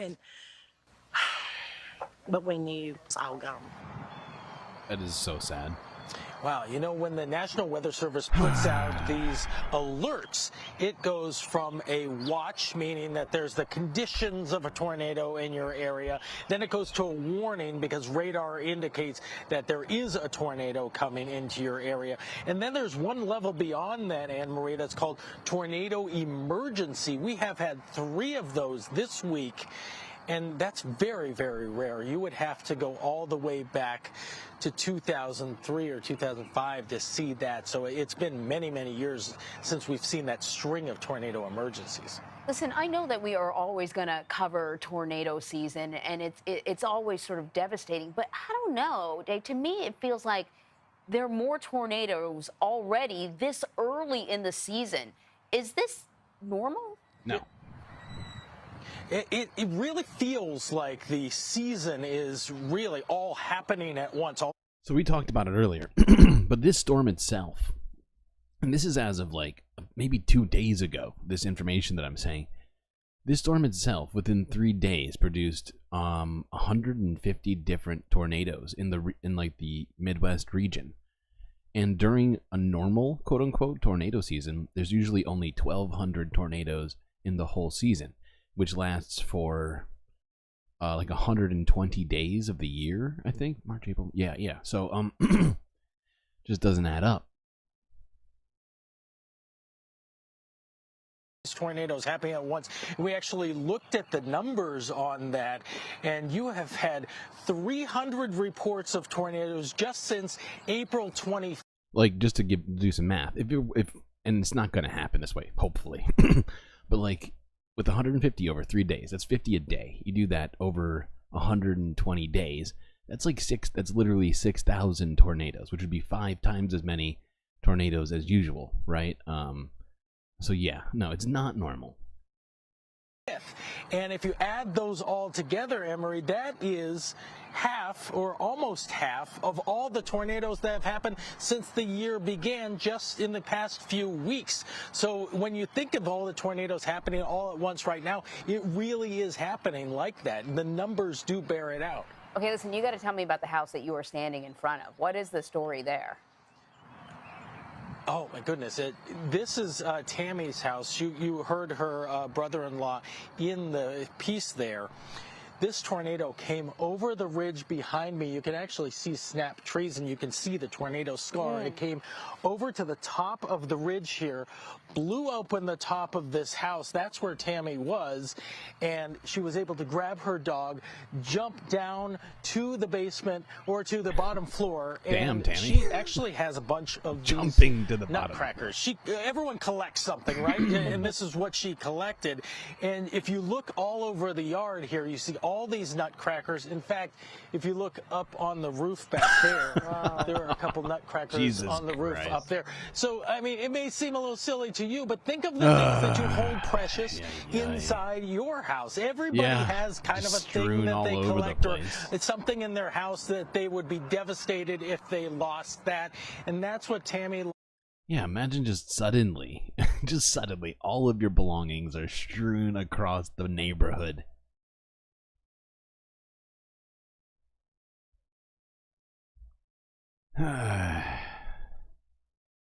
All right, we have one more story for United States or American,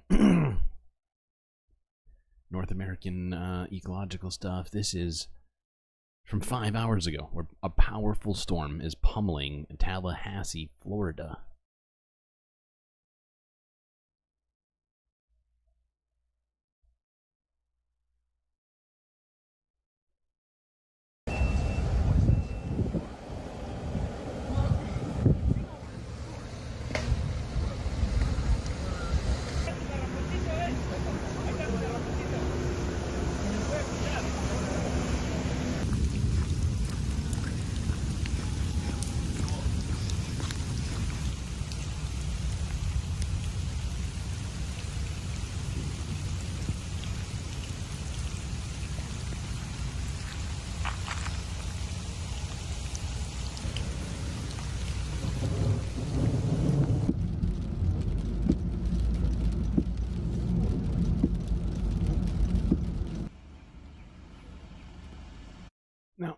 know, they give no context for this video, but I gotta say, it is a little bit weird for Florida to be getting hit by really big storms at this time of year.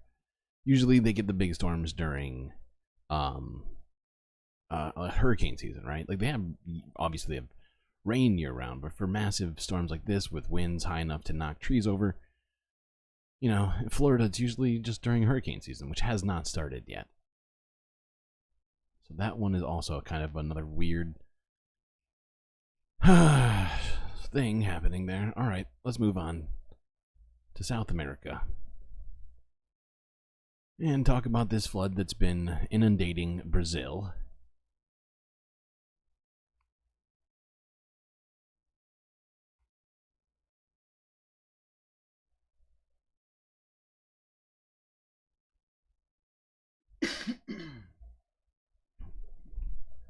So yeah, you can see this is Porto Alegre in Brazil, just completely flooded. People are just getting around on boat now.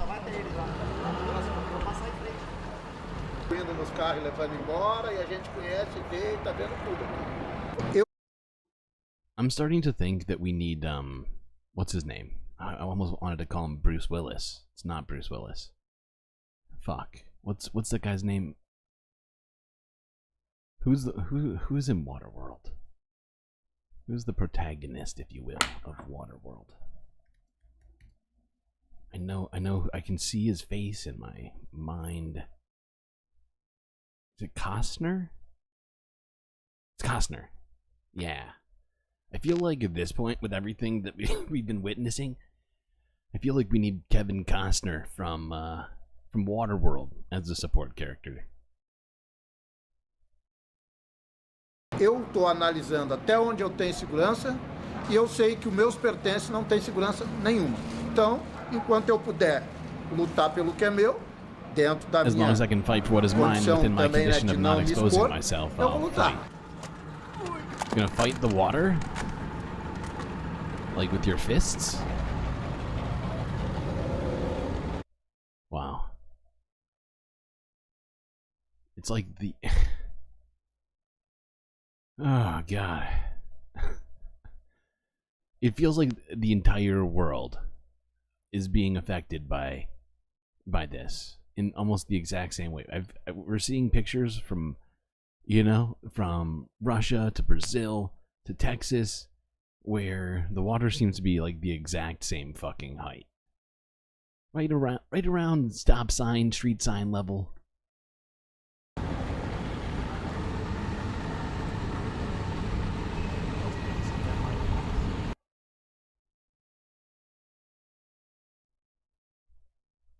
Pretty sure cars are supposed to go where those boats are. I'm not a scientist.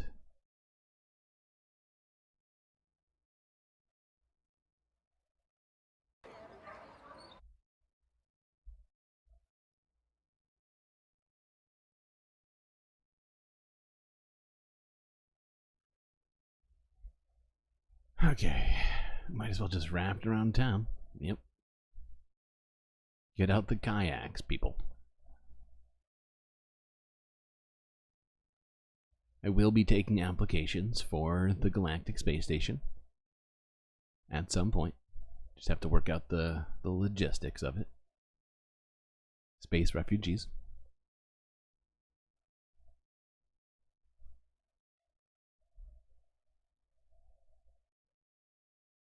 We will be setting up an asylum court. Like a climate asylum. Okay, I'm done. Done with the silliness. Focusing. Let's look at this from 10 hours ago, where a makeshift shelter is saving hundreds of dogs amid the floods in southern Brazil. Aww.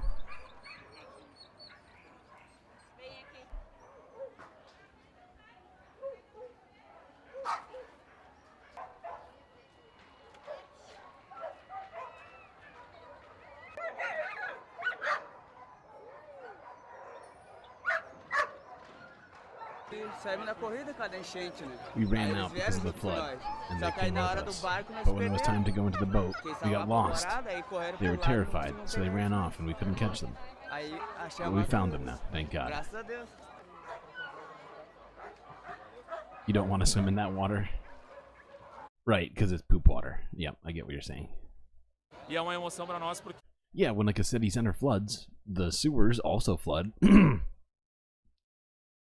there's a fun thing called osmosis, as well as among other sorts of things that happen. Em pleno caos a gente consegue celebrar uma vitória, uma conquista, reencontro, uma restituição, porque como tu falaste, é um membro da família.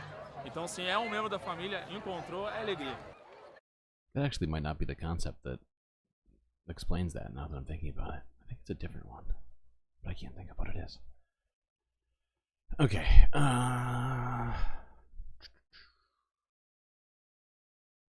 Alright, one more here about Brazil. This is from 11 hours ago. It was like a movie, quote unquote.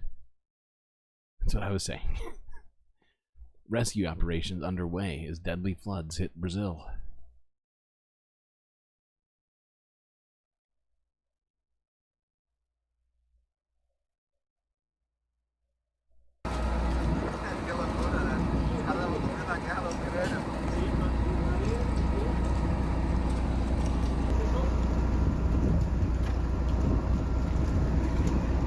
Comecei a ficar assustado, eu comecei a tentar manter a calma porque eu sei I que started to get nessa scared. I hora a tried gente to stay tá calm because I knew that sem at that pé. moment when I couldn't stand up because of the Quanto mais depth, desesperado if I ficar, got pior desperate, é, it would get menos worse. vem o ar. Daí eu Then I started to procurei think ficar about mais calming tranquilo. down Não, and calma, breathing. respira, falta pouco, porque antes de eu ir pro Then lugar I onde eu started to não calculate tinha that I had to reach a certain point to be onde me safe. segurar e não tinha pé, eu já calculava, eu tenho que chegar naquele ponto. More than 100 people have died, and tens of thousands have been displaced from their homes. I heard over 100,000, and rescued by boats and helicopters. Minutos, conexão de volta ao vivo do ponto Emergency do workers resgate, also rescued a onde horse that desde had been ontem trapped nós for mostramos esse days on a cavalo. rooftop. Quando houve o acidente, né? Mas o animal... I just want to look at that real quick. Oh my God. It looks like they must have... This is amazing. This is a brilliant solution. So they went and they tried to calm down the horse. They probably tranquilized it, and then they put it in the boat. And because the water was so goddamn high, they could just float the boat right up to the roof. Wild. Cavalo. Quando houve o acidente, né? Mas o animal ele permanece. Mas um momento como esse, tão delicado, que é retirar do barco. Brazilians across the region have been living in makeshift shelters. It's a movie that comes to mind. Those people asking for help, the helicopter rescuing people. It's a horrible, horrible scenario. The scene is horrible. It was the most difficult day of our lives. We saw the water rising as we couldn't ask people for help. We only saw floods. Flooding has washed away roads, collapsed bridges, and caused landslides across Rio Grande do Sul. The state's main airport has also been inundated by water. Acompanhando esse trabalho espetacular de vocês.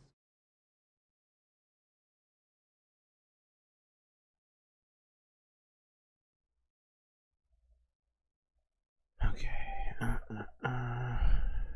Just gonna stay in South America momentarily and look at this from 11 hours ago from the France 24 Observers, which is a branch of France 24 where they were there when clashes happened over a mining project in Ecuador.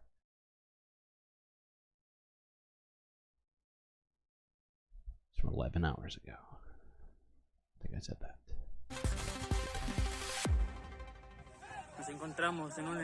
This is a peaceful demonstration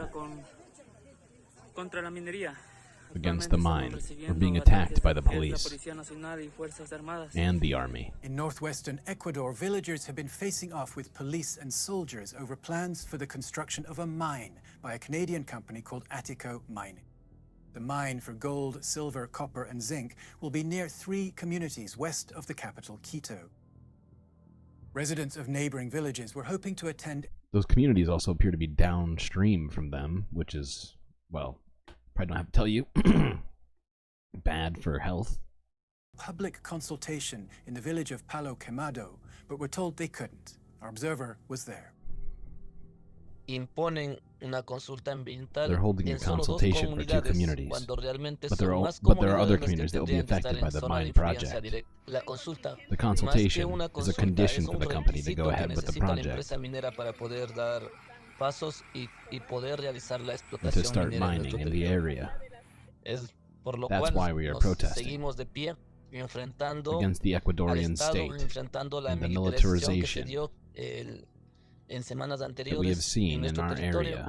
area. Consecuencia de Several eso of our tenemos companions have been wounded, varios compañeros heridos, dos de gravedad, 2 of them uno seriously. en One coma, is in a coma, otro and quebrado one was una hit in the pierna. leg by a rubber bullet.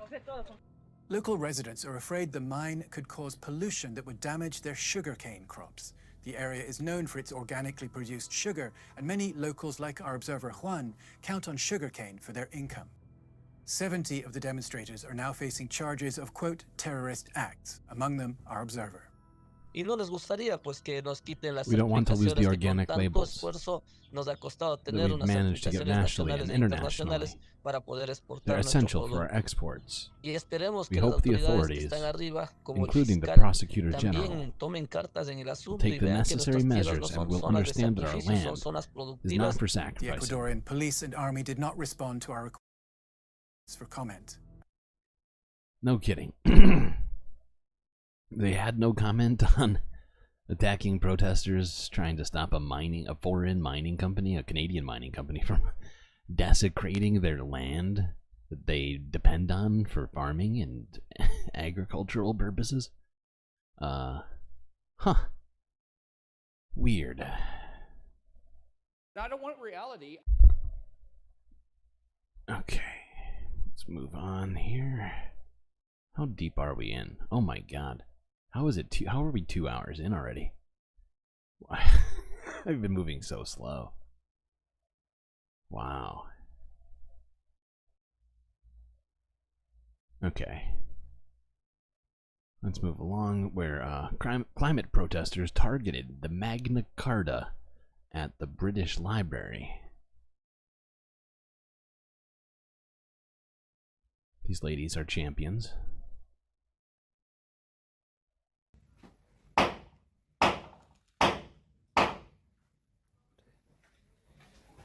What is that? This famous document is about the rule of Yes, law can you come to? and standing up against an Yes, abuse receive of Nova. power. Our government is Can you breaking come its to Magna Carta, own please? laws against Can you stop doing that, climate please? change. We must Stop doing that, please. Did you hear me? just stop Yes, sister, can you come to Magna Carta over? We must just stop oil.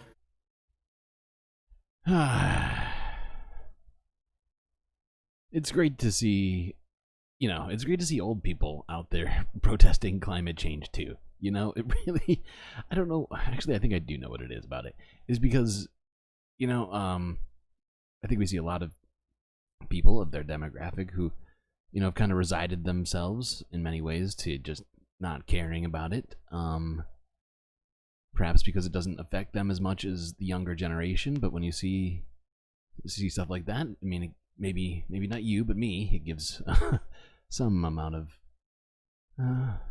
optimism, I suppose. This guy is effing up the ceremony. Facts. Okay. Man. Might have to skip one of these just because I'm moving so goddamn slow today. Let's go to this one. This is from 10 hours ago from BBC News. The fight to save the African penguin.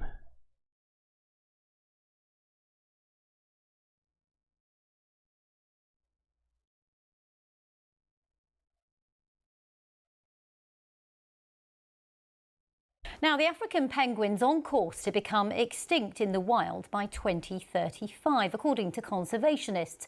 A group's taking the South African government to court over what they say is a failure to adequately protect the species.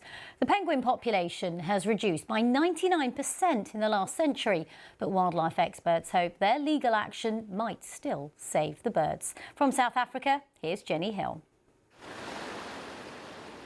Theirs is a story of survival, clinging on in a hostile environment. But every year there are fewer African penguins. Soon there may be none at all. Life on Africa's southern tip is precarious. There are predators, seals and gulls, but the real enemy is human, wrecking their habitat and taking their food. So you can see this one near the water is quite skinny. Now conservationists are taking the South African government to court. Precious time left, they say, to save the penguins. If the current rates of decline persist into the near future, we could see the extinction of the species within our lifetime by 2035. So this... So frustrating. But this is something of a trend. Just in this one podcast, we're talking about not just penguins, but also pelicans as well. Both marine birds they're both struggling. I think we could probably attribute a lot of it to warming seas, but also in this case, particularly with the South African government, they may be complicit in other ways. But I think the one we need to focus on most is the fact that the seas are warming and it's affecting these birds' environment, right? Their natural place to hunt is the ocean, generally speaking. And as it gets warmer, the fish and other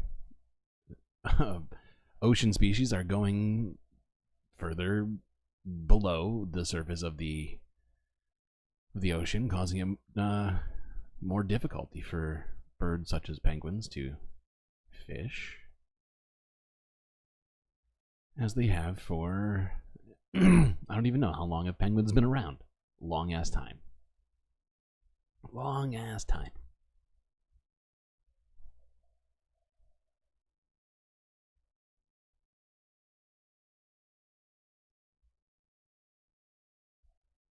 Okay, let's look at this. This is from 6 hours ago. At least 50 people are dead after flash floods hit northern Afghanistan.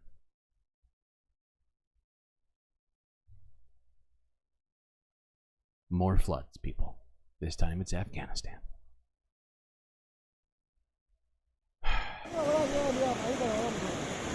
Oh, that looks fun.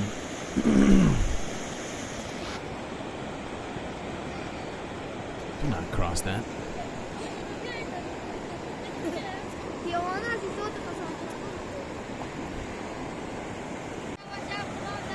Oh my god.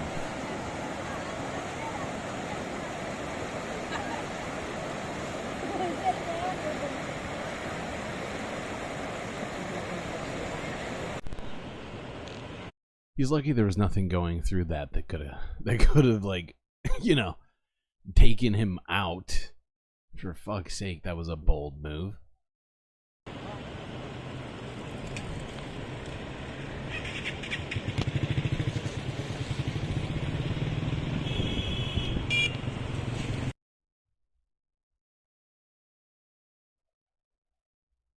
Anybody hear from BCAT today?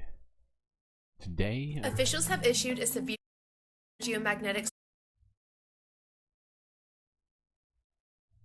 Today, maybe? No. I don't know. No, I don't know if I don't think I did. It's a bold strategy, Cotton. Let's see if it pays off for him. You're right, that was an opportunity for that and I totally missed it. It's my fault. Okay, now on to space news. Before we take our intermission, let's look at this from 5 hours ago. According to CBS News, a rare and severe geomagnetic storm watch has been issued. Here's what you need to know. Officials have issued a severe geomagnetic storm watch for the first time in nearly 20 years. Geomagnetic storms are disturbances in Earth's magnetosphere caused by solar winds that can cause power outages, tech issues, and even expand the visibility of the northern lights. They happen pretty frequently, but this one is a G4.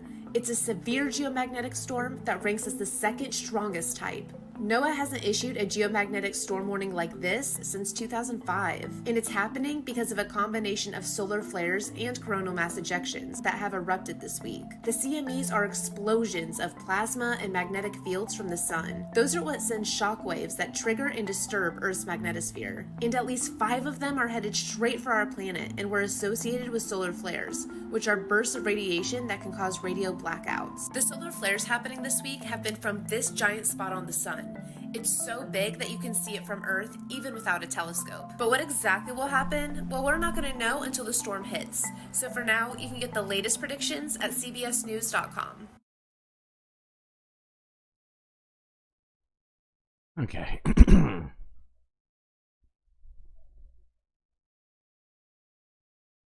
Alright, this is from 3 hours ago.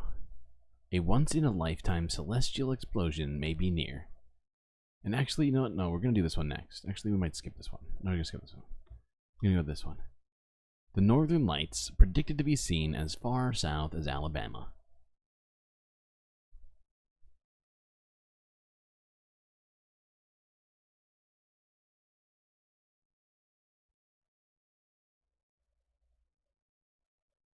A rare G4 geomagnetic storm watch has been issued by NOAA's Space Prediction Center. Now, this hasn't happened since 2005, and it's expected to set off a dazzling display of Aurora Borealis, also known as the Northern Lights. Now, it could be seen as far south as, get this, Alabama and Northern California, with that optimal viewing time roughly between 2 and 5 a.m. Now, it's not just about this dazzling display of lights in the sky. This has the potential for major implications on both the power and communication systems here in North America. So what is causing all of this havoc?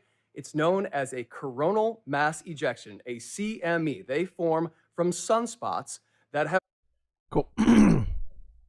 Cool. All right, I think that does it for the first half.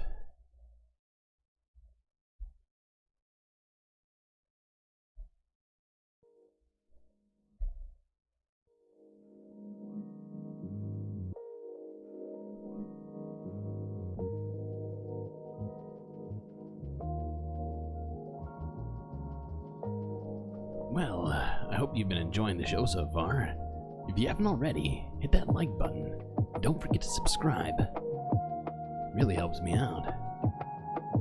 If you'd like to support me in other ways, well, you have one good option. Go to my Patreon and become a Galactic producer.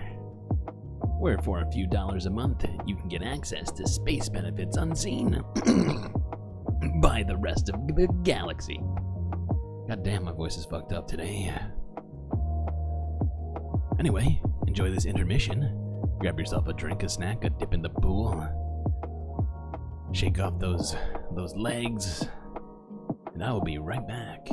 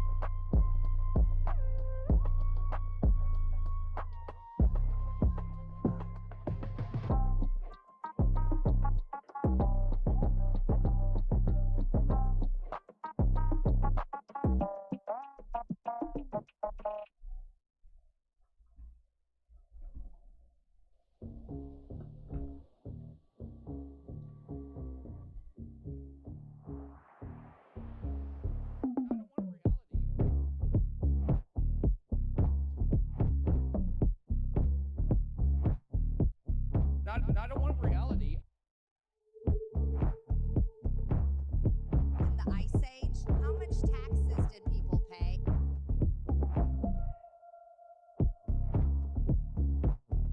I got boxes full of Pepe.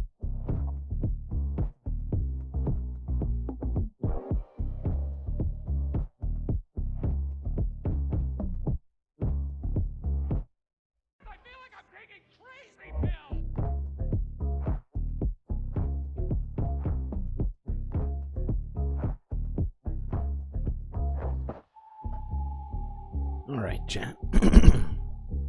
I am back.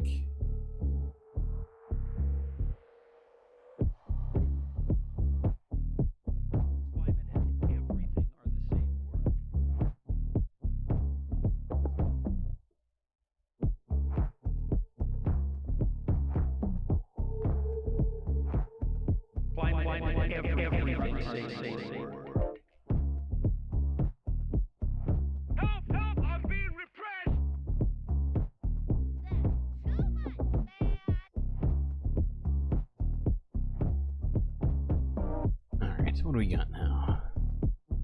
Global politics and things. And news.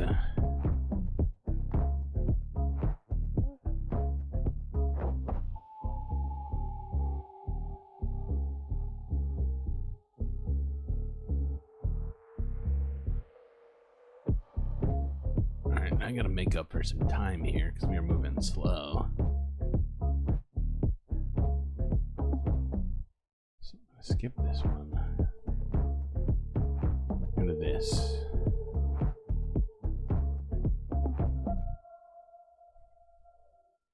So this is from it's from 6 hours ago from Reuters, where a UK toddler has regained their hearing in gene therapy breakthrough. Oh, thank you. Glad to be back. Glad to be back. Glad you're all still here.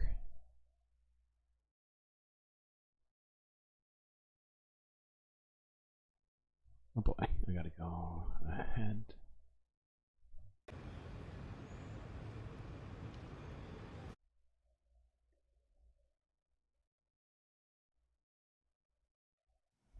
Banging on blocks and playing the flute, Opal Sandy looks like an average, energetic toddler. It would be hard to tell she was born deaf and unable to hear just months earlier. She's the first patient in England to regain her hearing through gene therapy. That was 24 weeks post-surgery, and we heard the phrase near normal hearing. She was turning to really soft sounds. Yeah, they played us the sounds that she was turning to, and we were quite mind blown by how soft it was, how quiet it was. Like they're sounds that I think in day-to-day life you might not even notice yourself, sort of thing. Opal received treatment as part of a groundbreaking global gene therapy trial, which doctors say can combat various genetic conditions that cause hearing loss in children.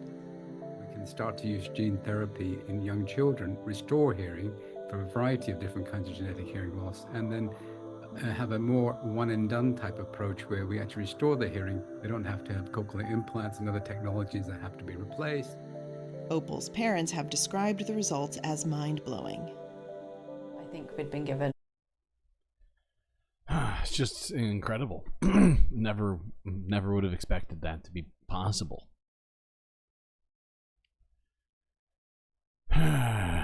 We know so much, and yet we use so little of it. You know, I feel like, you know, how many decades have we known that oil is bad? I mean, it sucks to see so many amazing scientific breakthroughs, and yet we're still using technology that only serves a certain group of capitalists and is essentially ruining our planet. I mean, it's just this odd, just oxymoron.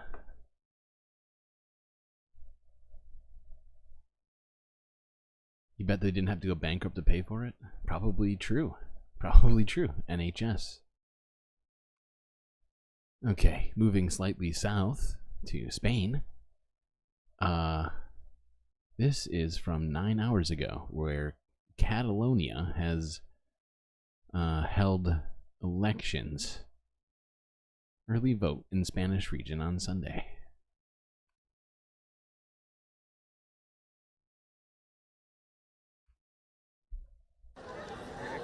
As Catalans prepare to vote on Sunday, they will be facing a choice: continuing with a pro-separatist government or opt for a change under a pro-Spanish unity leadership. Nearly 7 years ago, this region was plunged into chaos as a referendum that was declared illegal was held in a bid to separate from Spain.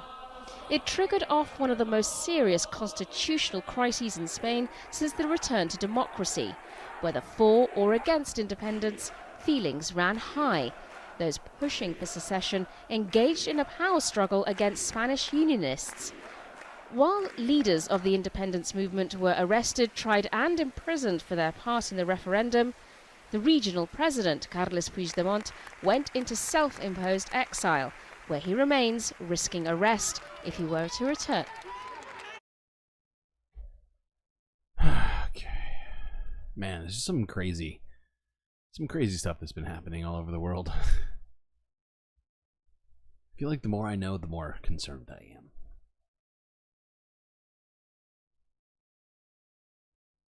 But sometimes we get good news from time to time.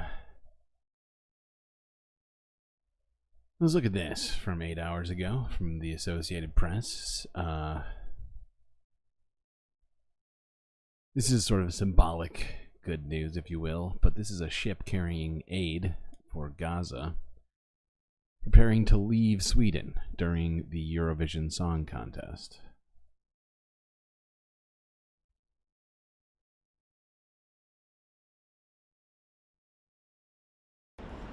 Ship to Gaza is, together with Freedom Flotilla Coalition, a mission to sail to Gaza to break the illegal Israeli blockade of the Gaza Strip.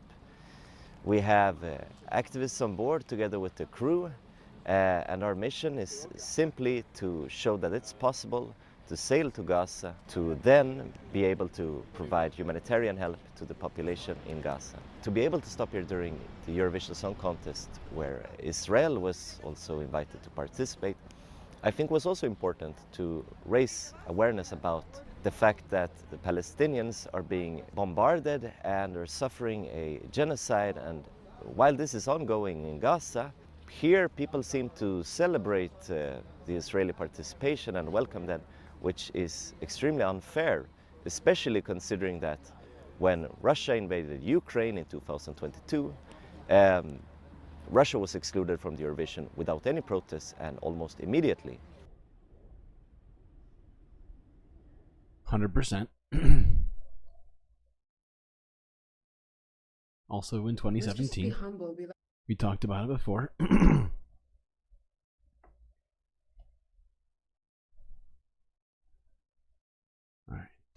Where are we at? Okay, speaking of the Eurovision Song Contest, let's look at this really quickly. This is from 15 hours ago from the Associated Press, where Netanyahu made a statement in support of of Israel's Eurovision contestant.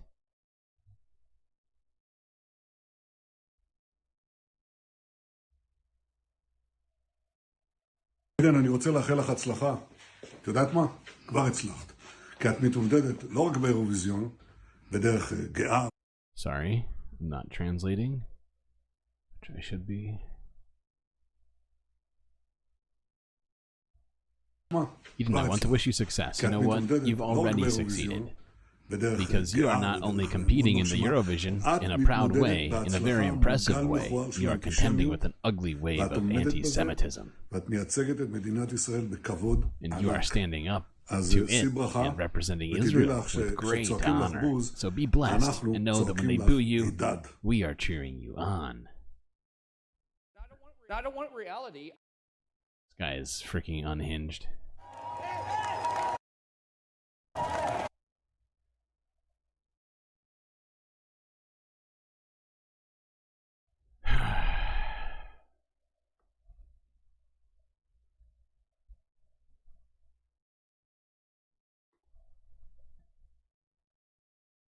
Nobody wants you at the contest, Belle.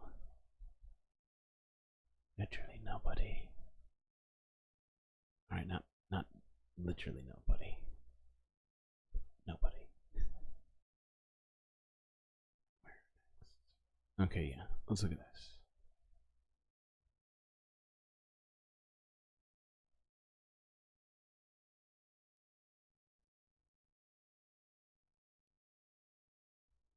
This is from 13 hours ago,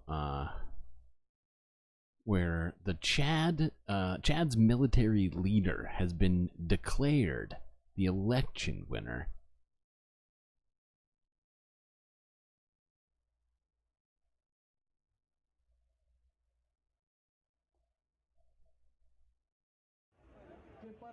Chad's interim president, Mahamat Idris Deby, has been declared winner of the country's May the 6th election. And that's even as his main challenger said that he had won.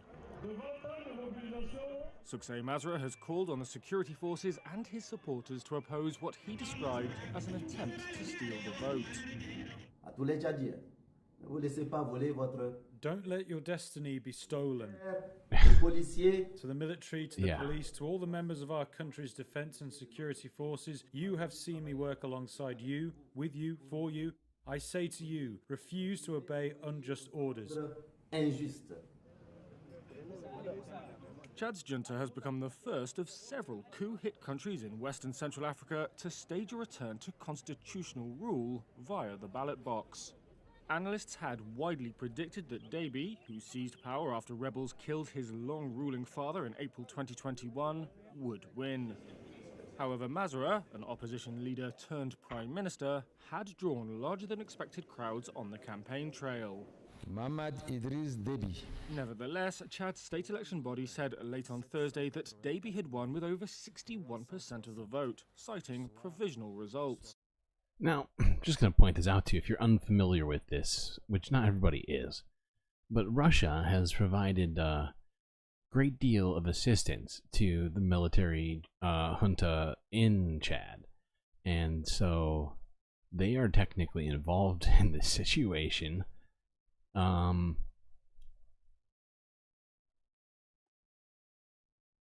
Let's move on to this from Democracy Now! This was earlier today, where they had on playwright Gillian Slovo, who grew up in apartheid South Africa.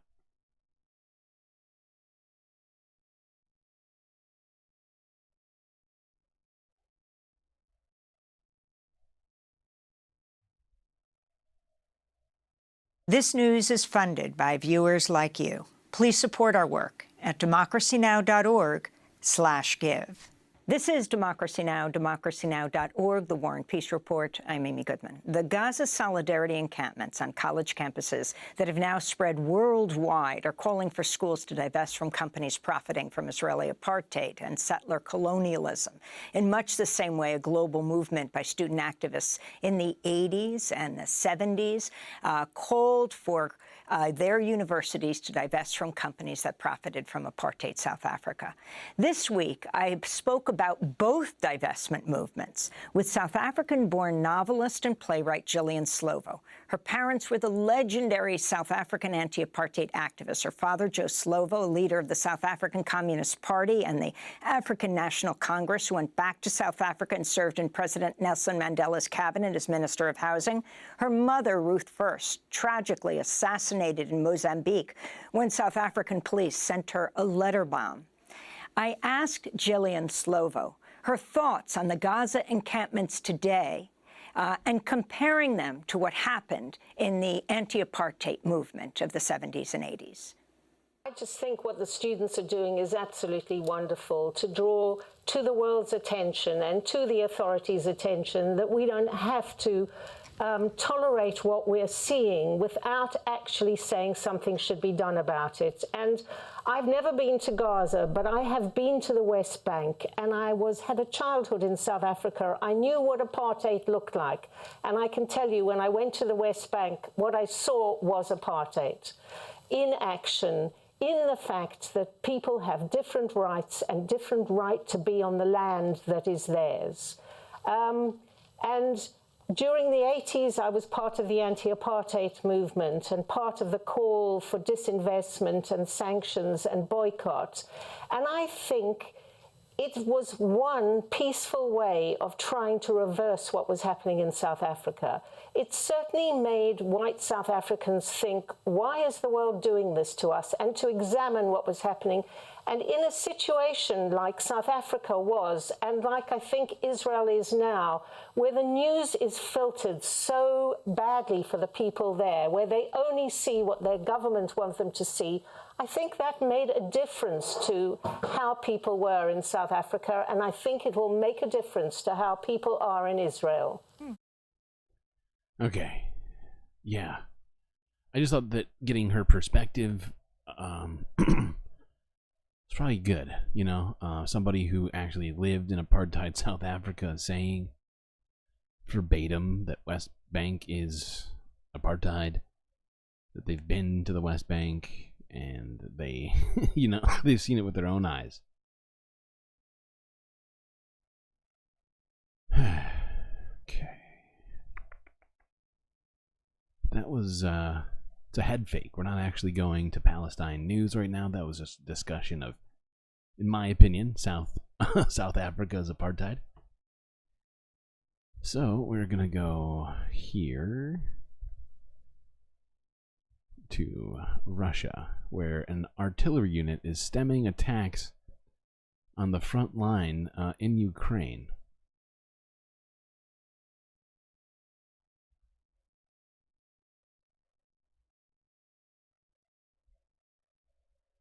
Готово. Постріл.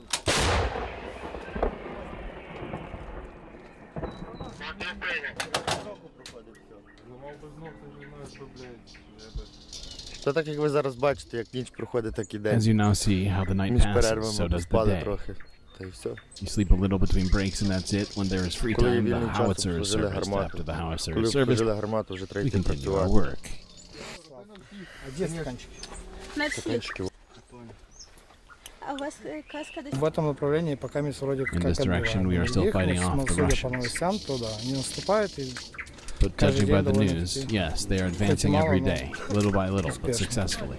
к сожалению. Ну, надеемся, More shells, more artillery, and we'll fight it нам off. It поможет, is будет even больше possible to снарядов, go on the больше offensive. артиллерии, и будем отбивать это все, возможно, даже идти в наступление.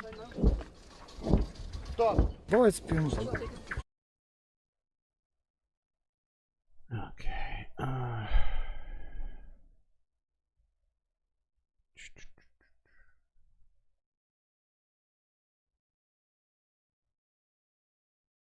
Just look at this report here from the BBC regarding a Russian attack in Kharkiv that Ukraine is claiming to have repelled. Hello and welcome to Verified Live. We start this hour in Ukraine because President Zelensky says a fierce battle is underway in the Kharkiv region after Russia launched a surprise attack. Small groups of troops with armoured vehicles pushed through the front lines. Military sources say they advanced about a kilometre before being pushed back. There are reports of sustained Russian shelling. Ukraine's defence ministry says reinforcements have been sent to the region. Here's President Zelensky. Russia started a new wave of offensive actions in the Kharkiv region. Ukrainian forces met them there with brigades and artillery fire. It's important to understand that they can increase and bring more forces in this direction.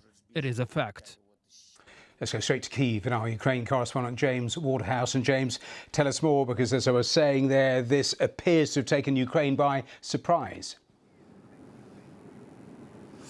Well, I think Kyiv would disagree with that. I mean, what they are saying, Matthew, is that we were anticipating an operation such as this, but they are nevertheless having to move reserve troops into this part of the northeastern Kharkiv region.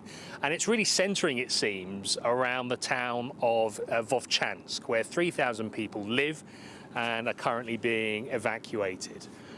It has long been anticipated for the past few weeks that Russia is going to try and mount some kind of offensive in this area. Around 35,000 troops are thought to have gathered across the border inside Russia.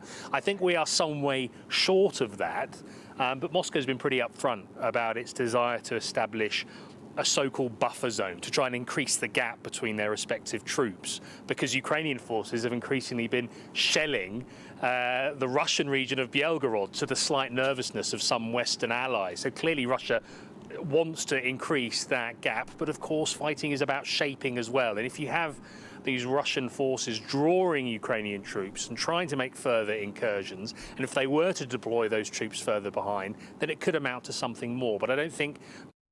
Okay, just trying to keep us up with the war happening in Ukraine right now.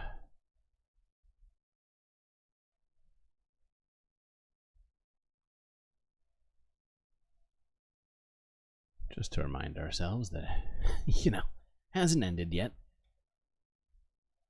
And there's some amount of developments, although not a lot. Just seems like a lot of back and forth, throwing missiles and bombs at each other.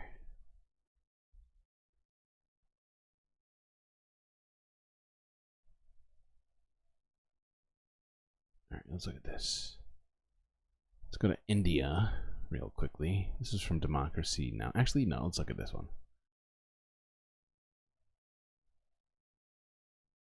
This is in Russia. Ukrainian officials say... No, not Ukrainian officials. No. There we go.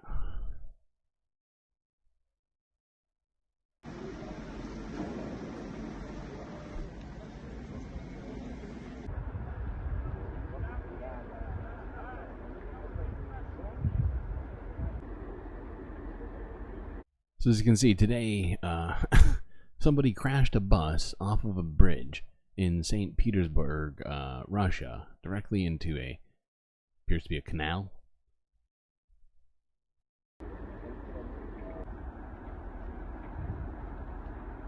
And apparently multiple people died during this accident.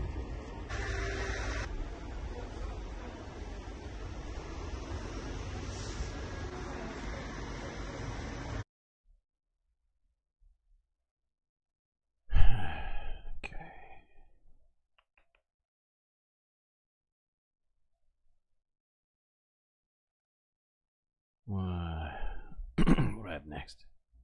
Yeah, let's take a quick look at the Indian election. By way of this interview Democracy Now! Did a day ago, where according to them, Modi runs on hatred and demonization of Muslims.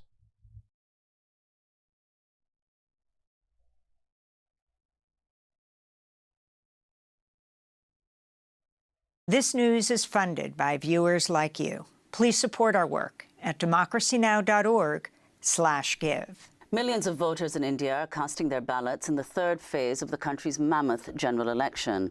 Voting began on April 19th in a 7-phase election, which is taking place over a month and a half.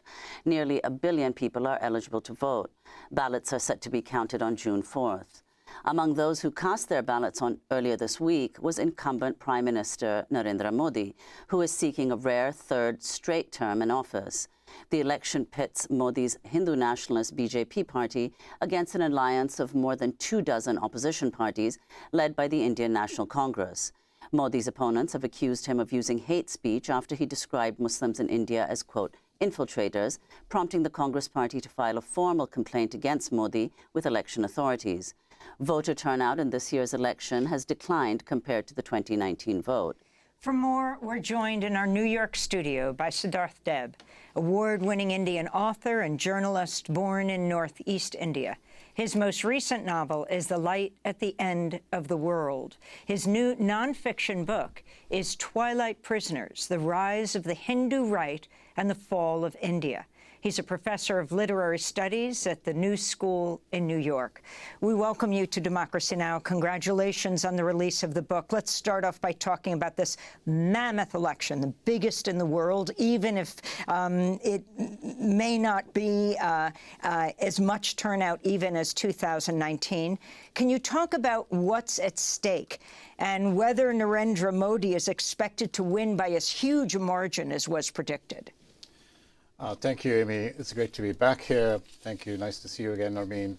I think, it's hard to make these predictions, but it seems very likely that it is not. As we can see from the declining voter participation, we can also see from Narendra Modi sort of amping up the hate speech, that there is a kind of concern within the Hindu right, within the BJP, that it's not going to be as sweeping as 2019 or 2014.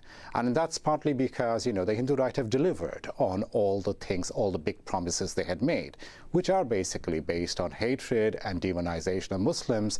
There's really no agenda for actual development. There is really no agenda for, public health, people's security. Things are tremendously precarious on a day-to-day level at India for people, and we can see that beginning to trickle in even among the supporters. Hold on, this I'm gonna have to skip through this a little bit because it's a little long. But we've been talking about this India election, which has been going on for weeks now, as they have literally over 1 billion people voting in this election, I believe, or near 1 billion. How many was it again? I think it's like 800 million or something like that. Some insane number of people. So it's like 3 weeks of elections. We talked a lot about how Narendra Modi has been, basically complicit in the ethnic cleansing of Muslims and other ethnic groups in India. He's been, you know, completely cracking down on any opponents politically that he has by either jailing them or censuring them, doing whatever he possibly can to just cling to power.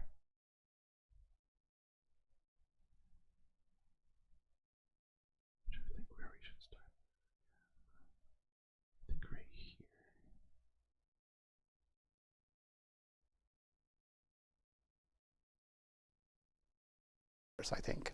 And also at the level, Siddharth, that's obviously social indicators, which are very important, but also at the political level, at the level of altering India's orientation, in particular towards Muslims, but to minorities in general. If you could speak specifically about this Partition Horrors Remembrance Day, who that's directed towards, who experienced these horrors.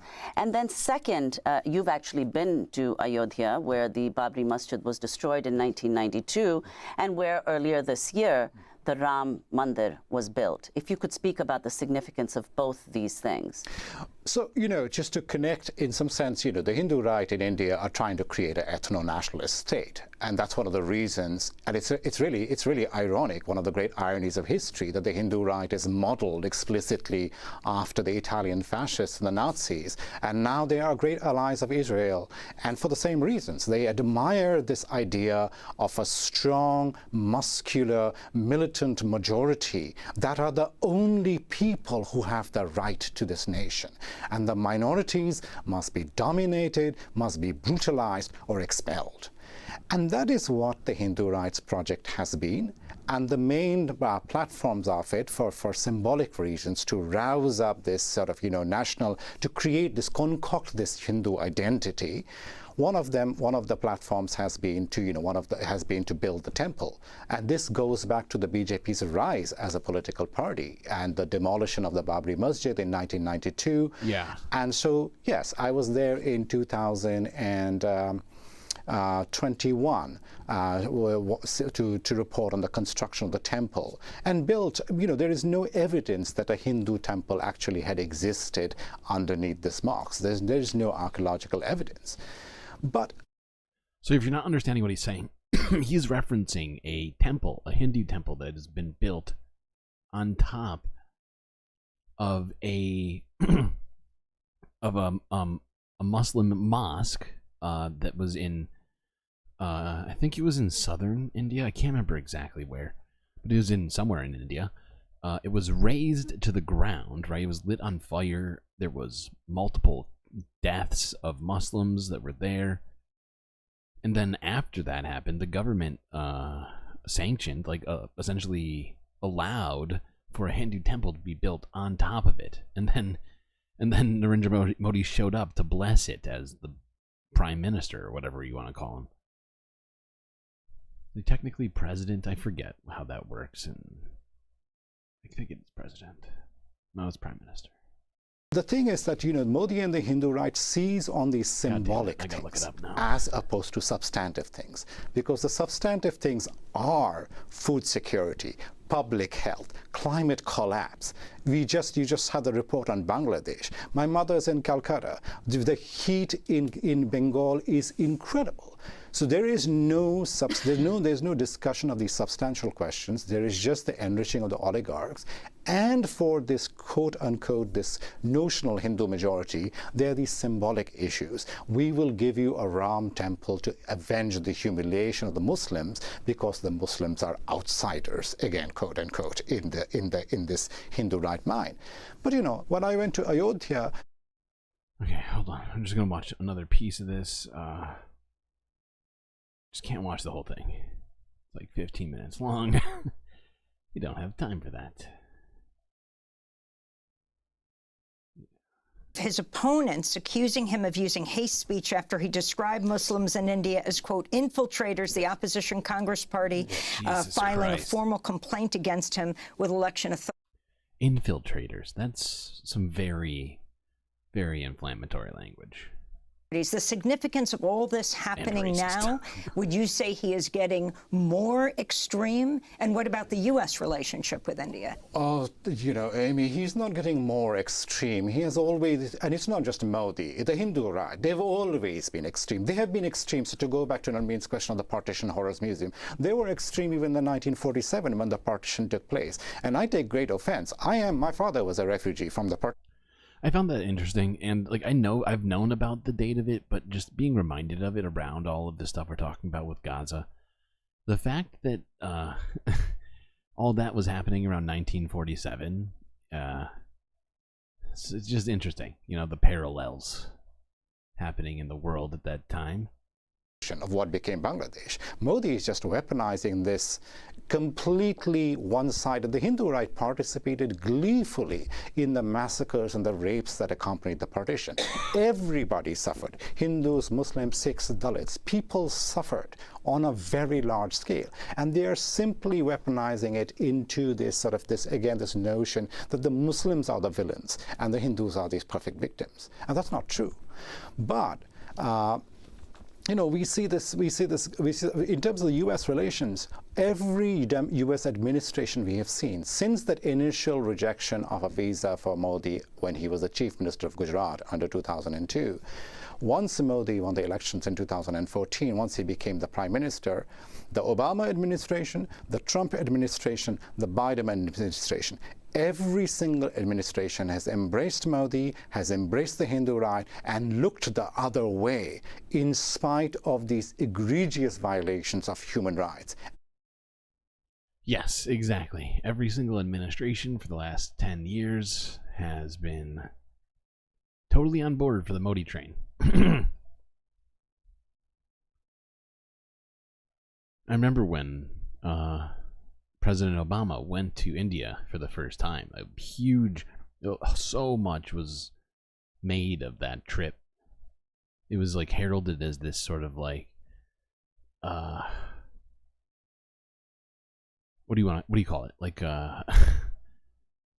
like a coronation ceremony of India's democracy and how they had completely, you know, they had completely changed. Everything was good now. We might have got a little ahead of ourselves with that one. Okay, staying in Asia, we're gonna quickly go south to Australia, where Australia is going to be probing social media harm.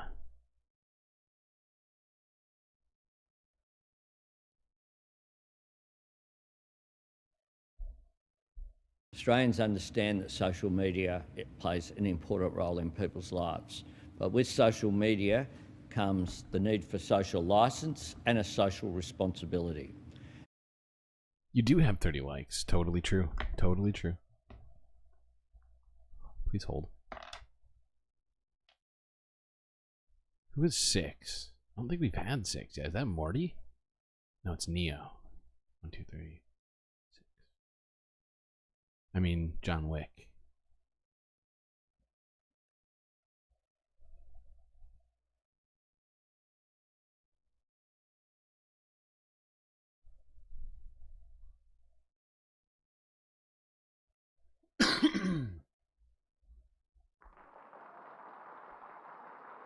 Well done, chat. You deserve it. Alright. Alright, we got John Wick. AKA Neo. AKA Ted. AKA... Who else has been mentioned in chat at this point? I'm trying to remember. Alright, let's listen to Australia talk about their concerns with social media. Australians understand that social media plays an important role in people's lives. But with social media comes the need for social license and a social responsibility. And across a range of issues, whether it be the issue of domestic violence, whether it be radicalisation of our young people, across a range of areas, something that keeps popping up over and over again is the role of social media. which can be very positive, but can also have a negative influence which is there. I think that this will be an important inquiry for people and the community to engage in the debate about what is the role of social media, how do we make sure that social media's benefits continue whilst the potential for harmful impacts are minimised. In spirit, I am very much about that. Now, how it is implemented, I will keep you updated on that one.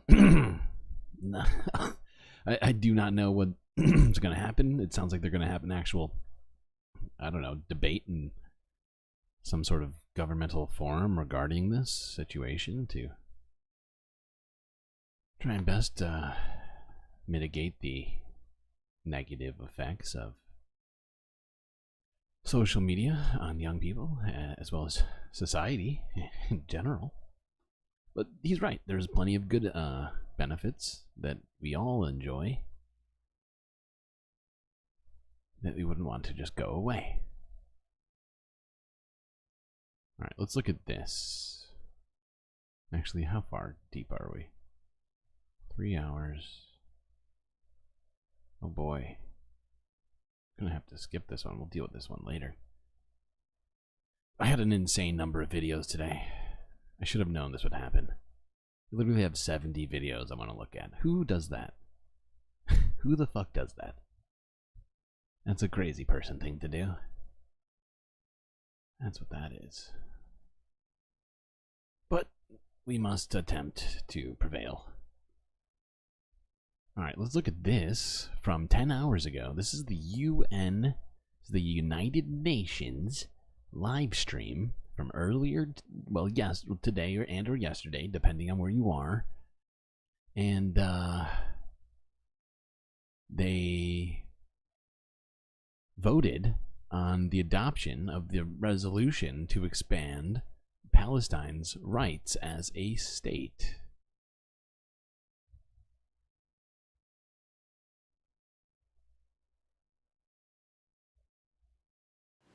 The Philippines. No, we'll deal with that tomorrow. I declare the 10th Emergency Special Session of the General Assembly resumed.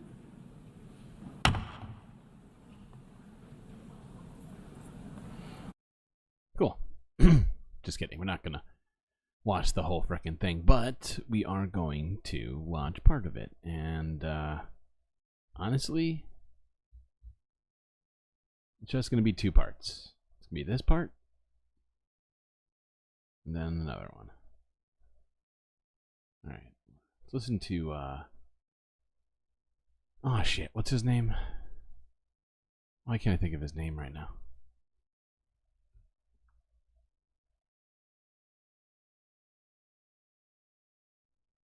Riyad Mansour. He is the Palestinian delegate at the UN, and he gave a speech at the vote. President, dear colleagues, I stand before you as lives continue falling apart in the Gaza Strip, torn apart in the most brutal and devastating ways.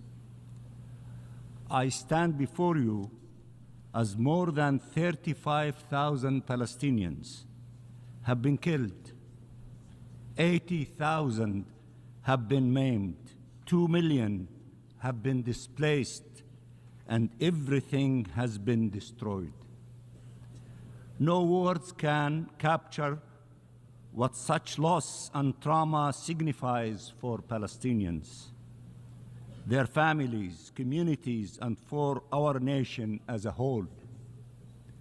As Palestinians in Gaza have been pushed to the very edge of the Strip, to the very brink of life, and in the ever-narrowing space they are besieged in, bombs and bullets continue hunting them down.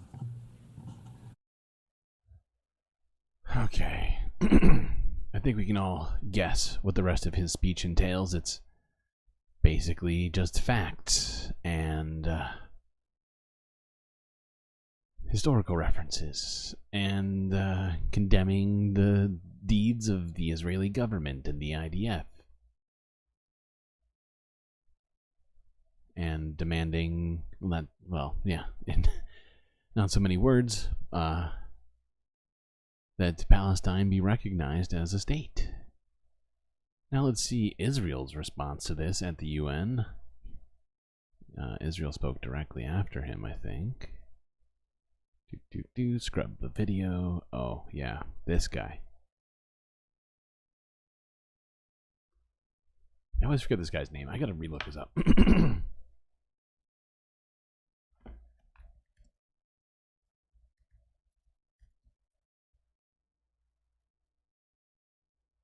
Gilad? No, it's not him. Is it? No, it is him. Yeah, Gilad Erdan. And he says some fascinating things. He doesn't really... he gets a little weird with it in this speech. It's probably to be expected. Give the floor to the distinguished representative of Israel. Distinguished? That might be going too far.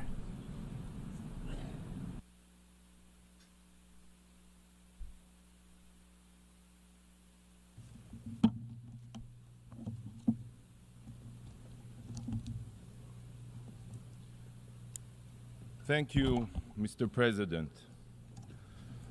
Over 85 years ago... Okay, we're just going to stop him from talking real quick. I'm just going to move this slightly more forward. Just realized that I don't want to listen to most of this.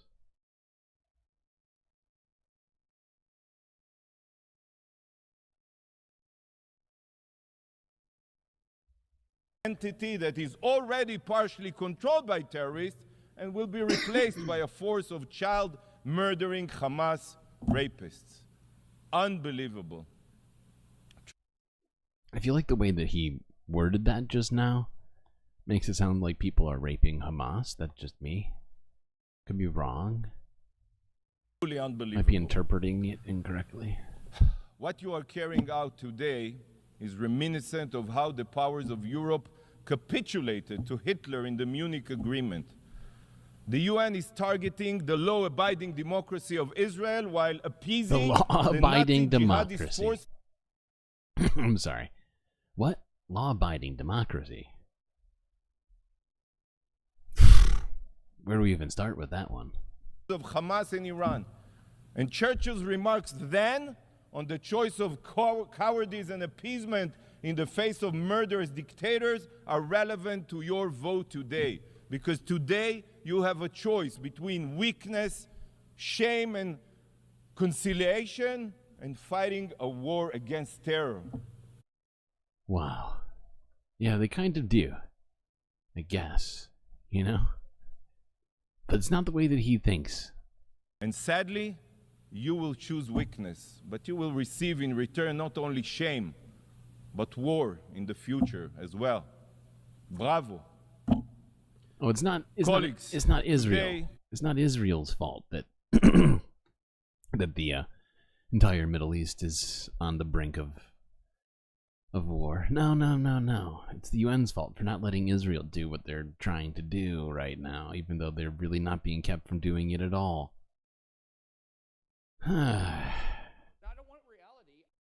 Another travesty is being committed here by the General Assembly, an unforgivable act, the destruction of the United Nations Charter.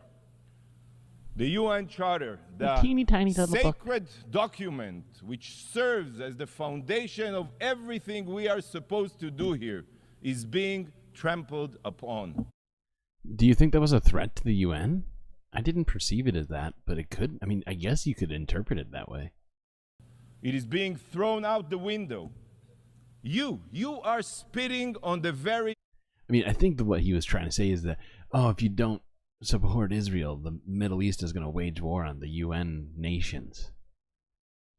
Which is counterintuitive. Values that were formulated to bind this organization. With today's destructive resolution, you are... I love how he helped. I mean, it's kind of amazing that he pulled the UN Charter out to the UN when the UN's judicial body ruled that they're probably committing a genocide, which I'm pretty sure is a no-no in the UN Charter. Circumventing the Security Council, ignoring its decision, and violating the norms this organization has abided by. The Charter was drafted for a reason, but most of you care nothing for the qualifications it outlines. So let me remind you what...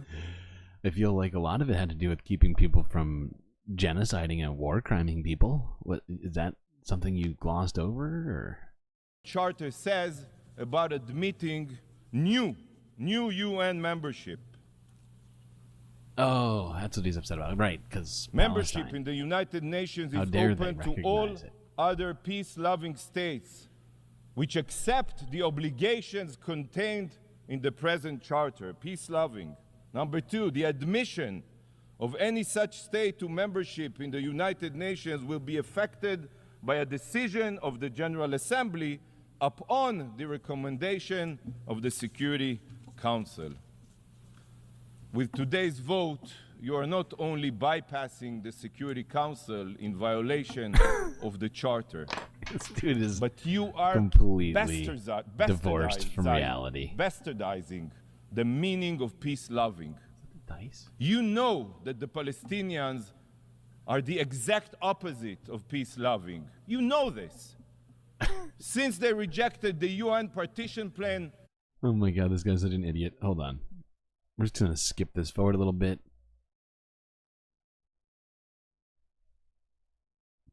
Everybody looks like they're really not feeling this speech. Did you see all those faces going by? Everybody's like, uh-huh, yeah, okay. October 7th massacre. I find it incredible that he's standing here chastising the UN for supposedly not going by the UN's charter. Meanwhile, Israel's committing all the war crimes. It's like a rift, you know, in logic and reason. It's happening here right in front of us. The Hamas, his brothers. And this is who you want to bestow the rights of a state? Yeah. Really care. Move on. What the Let's get to the props. He's got props. The UN Charter means nothing to you. Nada. Kaput. By ignoring the Charter and granting the Palestinians the privileges of a member state, you are proving that morality is just a slogan for you, while politics and interest prevail. To you, the UN Charter is just a meaningless document, and the vote today will prove that. Jesus, I say that. Oh, I forgot. We don't even need to do it this way. I know, I've totally foiled my own plans. It's very silly. Okay, I was searching for this whole time, and I forgot I had another video where they'd actually done the work for me. So let's look at this. This is from 10 hours ago. You'll see where he continues talking. Oh wait, actually, before we do that, 'cause I don't think this is in, I can't remember if this was in here or not.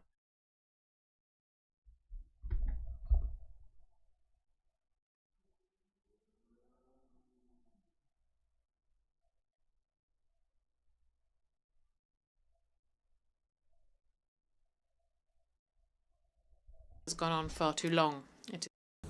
Of Switzerland for his statement. We have heard the last speaker in explanation of vote after the vote for this meeting. We shall hear the remaining speakers in explanation of vote after the vote this afternoon. Maybe it's not. Hold on, let's go this one.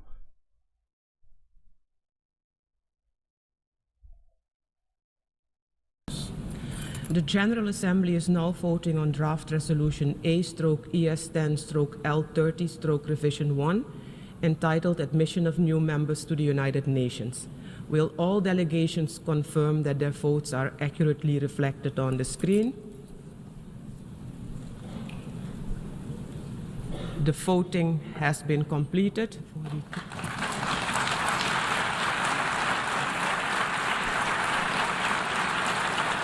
So this is an incredible moment, right? We've been waiting and waiting for this to happen. It's still not a... It's still... I don't know exactly what piece of it is missing, but there's still technically one piece of it, and I think it's the state of Palestine hasn't been added to the Security Council. At least I think that's the case. I could be wrong on this one. But at least I think that's what's happened.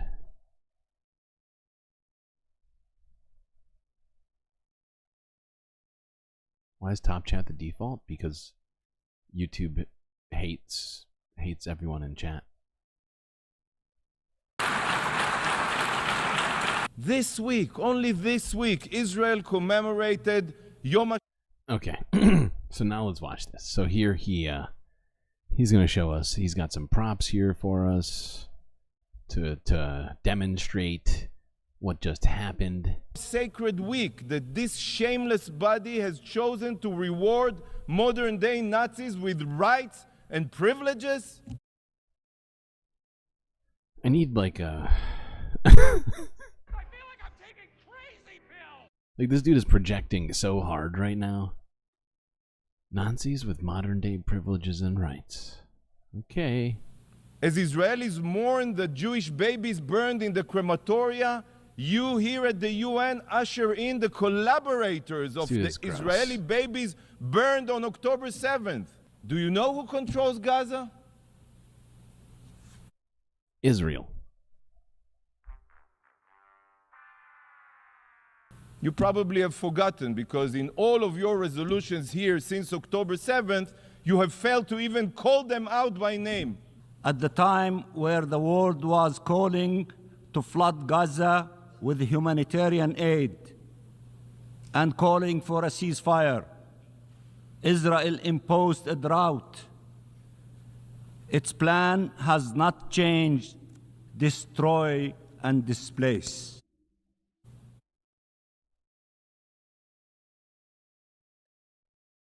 Wait, did I? Okay, yeah. So now let's watch this. So I forgot. They're separated into two videos. This is the one I keep talking about and not going to. So today, I will hold up a mirror for you. A mirror.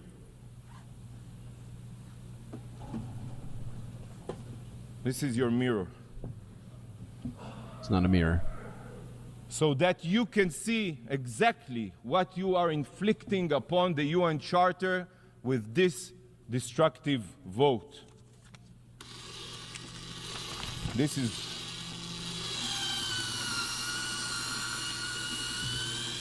You are shredding the UN Charter with your own hands.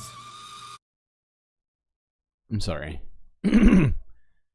He just read from that charter, which means that it might very well be an actual copy of the UN Charter. Which means... I'm pretty sure... Let's just do a deep dive on this. Are these his hands we're looking at? Can we zoom in on this? Hold on. Actually, no, it's going to be harder than I don't feel like dealing with that. But I'm pretty sure that that's his hand holding it. And then let's just go back 5 seconds just to make sure. Because we might have been tricked. It might be a magic trick. It might not have been his hand. Oh, no. No, it's definitely also his hand. It's both. They're both of those are his hands. And that's a shredder. And he's shredding the charter. Meanwhile, he's telling everybody else that they're the one shredding it. Huh. I don't want reality. There's no point in you betraying your future self You are to gratify your shredding present the UN self. Charter It's a stupid game. with your own hands.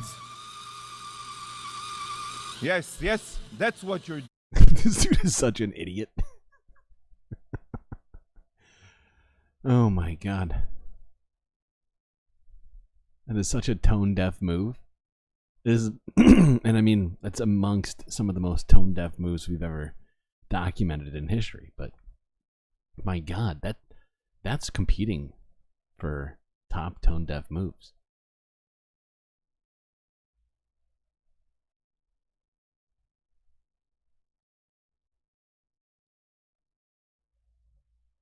It's not just a gaslighting; it's a projection and a gas. It's like he's doing both at the same time. He's like, "Do you see what you're doing?" As he's doing the thing that he's claiming everybody else is doing. It's amazing. It's truly fascinating. They're using the $16 shredder instead of the $19 shredder. That is very. All right, now that joke goes too far. That joke goes too far. But it started off being funny, and then it went south. Okay. Let's move along to this from Democracy Now!, where they are covering the protests that have been happening. The lava lamp changed? It did change. I changed it. Because, well, it's the void lamp. It can do whatever it wants. It can be whatever color it wants.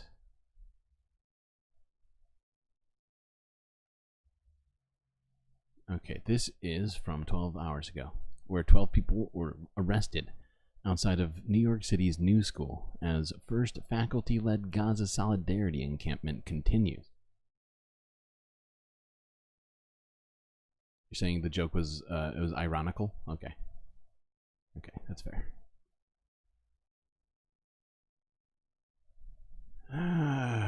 This news is funded by viewers like you. Please support our work at democracynow.org/give. The first faculty-led Gaza encampment in the country was launched at the New School here in New York City Wednesday evening. Nearly 24 professors and lecturers pitched tents inside the lobby of the New School's main building on Fifth Avenue. They named their encampment after the Palestinian writer and poet Rafat El-Hariri, who was killed in an Israeli airstrike in Gaza in December. The faculty encampment was launched several days after the police raided a student encampment at the New School and arrested more than 40 students after the university administration called on the NYPD to clear the encampment. In a statement Thursday, the New School said it would not pursue criminal charges against the student protesters who were arrested. It also said it would be reactivating a college committee to examine the issue of divestment. However, on Thursday evening, 12 people were arrested outside the New School as the faculty encampment continued inside. Last night, I got a text as the protest was heating up. I was walking my dog, Zazu. We raced over to the New School, and I met up with Democracy. Oh my God, I fucking love that. Amy hears about news. She's in the middle of her normal day, and she's like, oh, let me show up with my dog. Let me show up my Shih Tzu, who is named after a toucan from The Lion King, and do myself some interviews. Now fellow Hannah Ilias, and we started reporting and recording.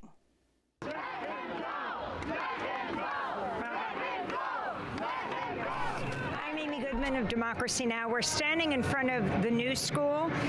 There are posters in the windows. Faculty encampment, the first in the country. The posters say, 40K people dead, you arrest kids instead. All eyes on Rafah. But the slogan of the New School here on the window is radical democracy. Two professors are here who are part of the encampment. My name is Hala Malak. We have a few demands. The first one is we want the New School to divest from the 13 companies that are that they have investments in weapons and manufacturing that are part and complicit in this war. So demilitarization of divestment, basically, of the school.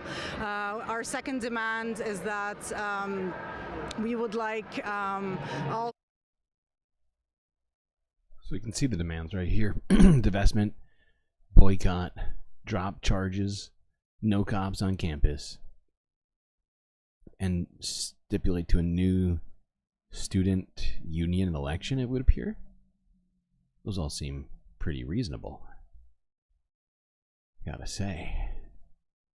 Alright, hold on, can't watch this whole thing. We are deep in right now. And, still got a bunch of stuff to look at here.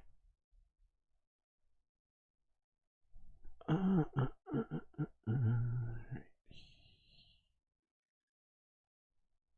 end to the genocide.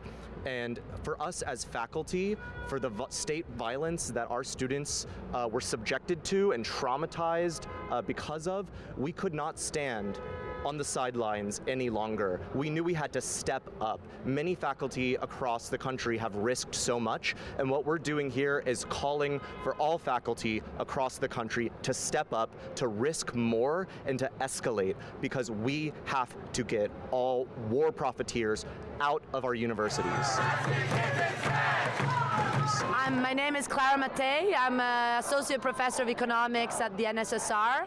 I'm out here because this is the struggle of the moment everyone has to be in. I must say that these encampments are places where culture actually explodes, emerges, connections are made, and ultimately this is a fight against capitalism and the violence of capitalism at large.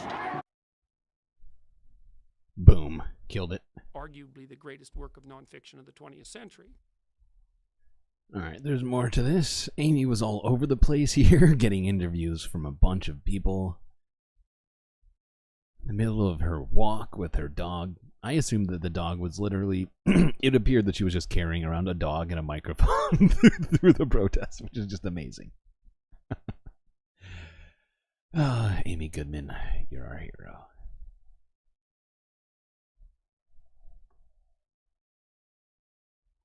Let's catch the...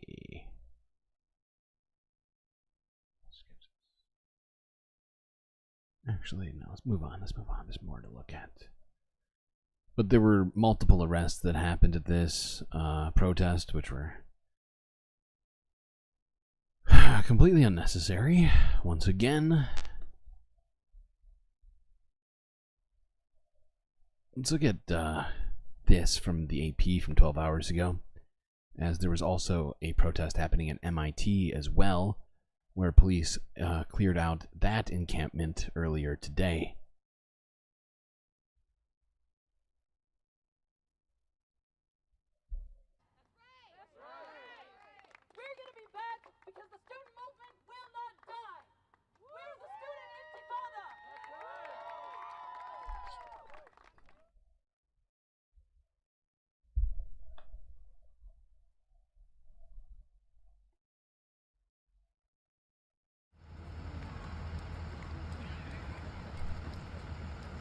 As you can see, they moved in the middle of the night, like they always do, sneaking around.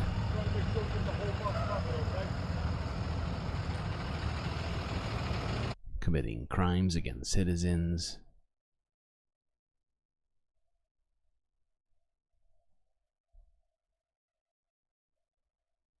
For fuck's sake. Alright, there was also another protest in Canada, in Calgary. So let's look at this here, where a new pro-Palestinian encampment has been set up at the University of Calgary. Might take one down, two more spread up. Tents were being put up by 5:30 Thursday morning. By noon, over 20 were visible on the lawn in front of McEwen Student Center. Some of the people involved admit they aren't all affiliated with the school and aren't enrolled as students. But still, protesters say they are taking aim at the University of Calgary. It is with unwavering determination that we seek to hold our institution accountable for its investments, decisions, and actions, with a particular focus on addressing the ongoing humanitarian crisis in Palestine. It is now imperative more than ever that we stand against Western imperialism and Israeli interests, especially here. A student not staying at the encampment lends her support on her way to class. I am so proud of U of C students for standing for something that they believe in, and I am so proud that they're doing like the most they can for this group of people. Yeah, it's great to see. It is really good to see. You know, there was a moment where I thought that, you know, I think after the crackdown on Colombia for the first time, I think I was concerned about whether or not it would continue on, but it seems like, if anything, it's just grown more and more. People are now not just pissed about Palestine, but they're pissed about being repressed by the government and by schools.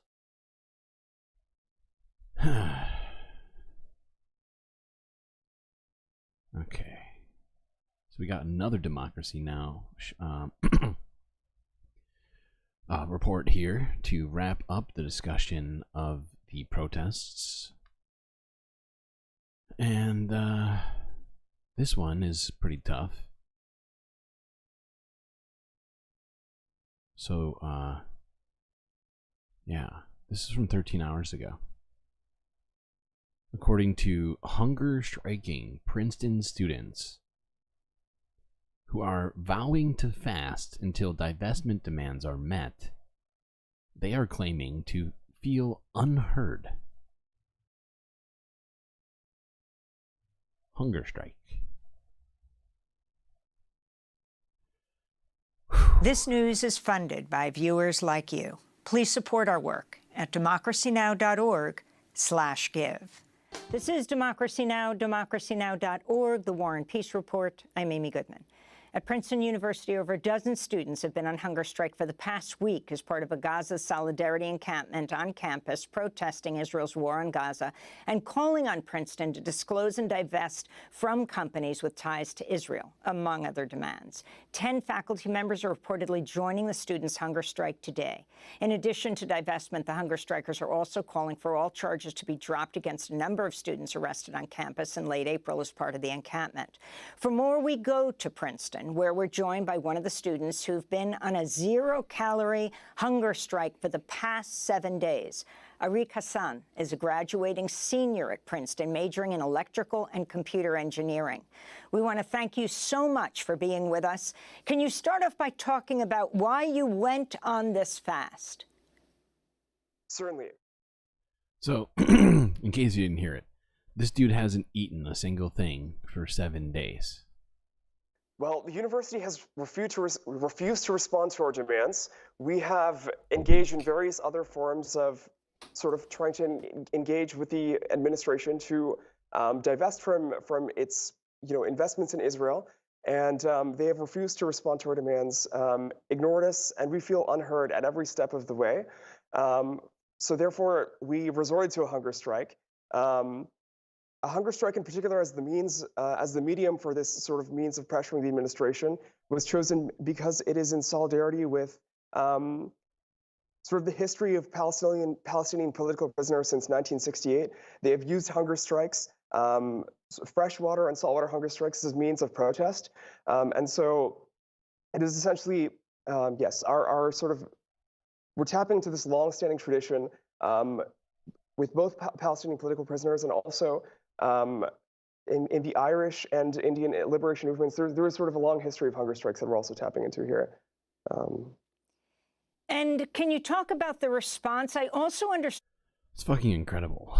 I mean, to voluntarily just stop eating for 7 days because of political protest requires just an insane amount of dedication.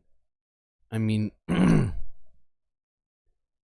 I struggle thinking about trying to do something like that intentionally. We were talking about starving people all the time in Palestine, and the parallels are there, but I mean, it's just, it's quite a decision to make, and I genuinely hope that the school just, you know, just does what the students are asking. They need to start listening to these people. For fuck's sake. And one of the hunger strikers, I mean, you haven't eaten anything for 7 days now, went to the ER yesterday? That's correct. Yeah.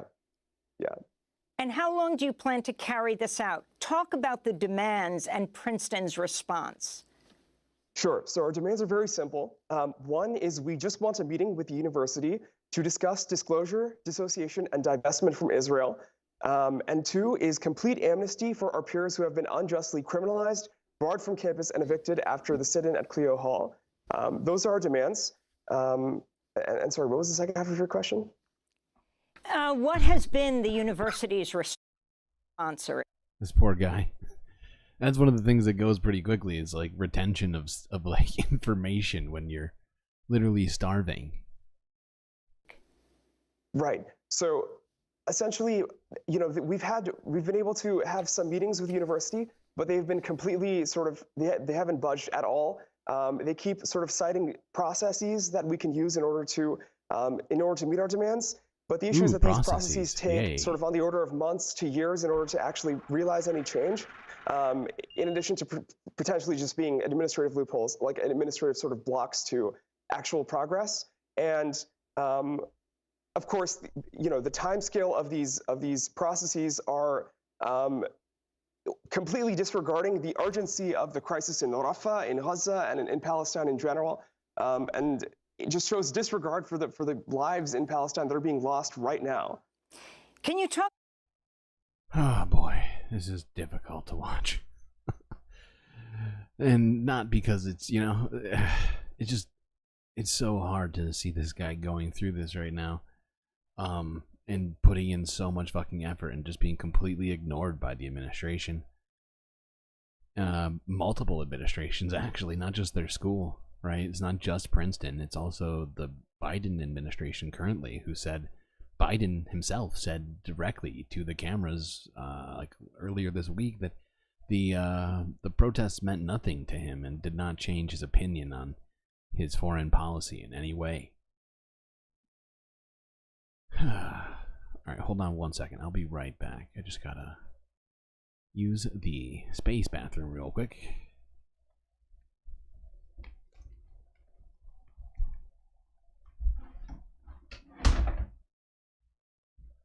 Whoops.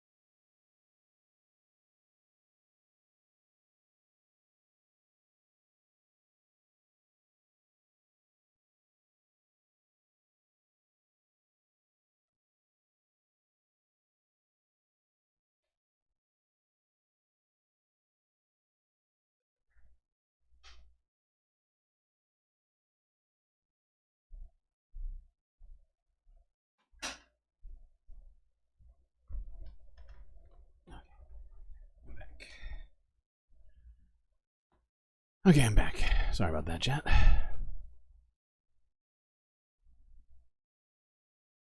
About the negotiations that are going on with the Princeton president, Christopher Eisgruber. You weren't part of the meeting, and I just want to say, for not eating for 7 days, you're incredibly lucid.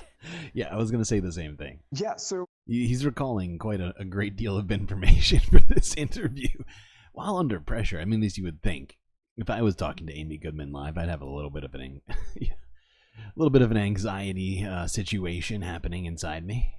So with respect to the negotiations, essentially, yeah, like none of them have been good faith negotiations. All of them have been sort of You know, like regarding basically just citing due process. Like every single time, like we try to bring up any demand, they try to direct us to some process that, you know, has never historically sort of yielded any fruit. And it's important to note this because the precedent here is that these sort of processes that they claim are the path to take here were not sort of the practice of the university. You know, with the Black Justice League and other sorts of forms of other protests at Princeton, you know, they've circumvented these processes before, and you know, this sort of goes to show that there is, you know, this Palestinian exceptionalism that we see here. Yeah. So essentially, the point being that like these negotiations aren't really good faith negotiations. So graduation is May 28th. What are your plans until then? So with regards to the hunger strike, we will continue to strike until the university responds to our demands. With respect to other things, you know, we're sort of voting democratically at our town hall meetings at the liberated zone, sort of deciding as a group how we want to proceed. But yeah, with respect to the hunger strike, we will continue indefinitely. So these students, I don't know exactly how many of them are. There are. It appears to be that at least the ones that were in that photo, and I think there was at least 6 in that shot there, are all hunger striking indefinitely until Princeton University actually comes to the table and divests from Israel. I think it's incredible, and I genuinely wish them all the luck, and I really hope Princeton finds some amount of haste in this moment to deal with this situation.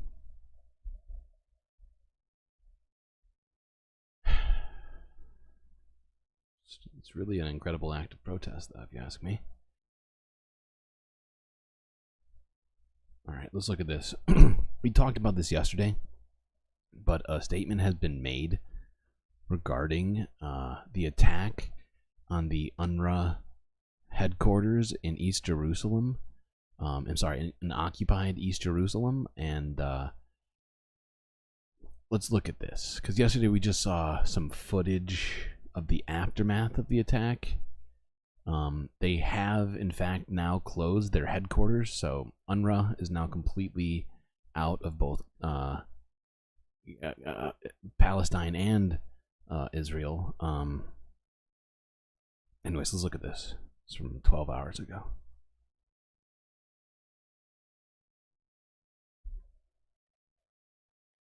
Last night there was a fire in our compound.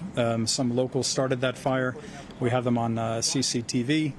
They were standing outside of the kind of the other side of this compound. It's quite a large compound with a lot of dead grass and dry grass.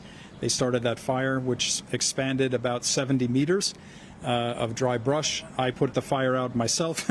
I started with a colleague from our security team, and then other colleagues helped to try to put the fire out.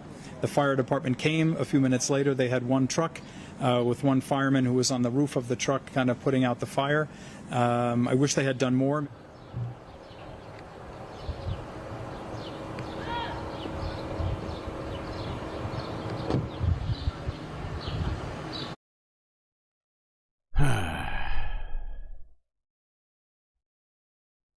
It's unfortunate, you know. It was essentially just a hub for UNRWA's activities in Gaza, and now that's gone too. So this is just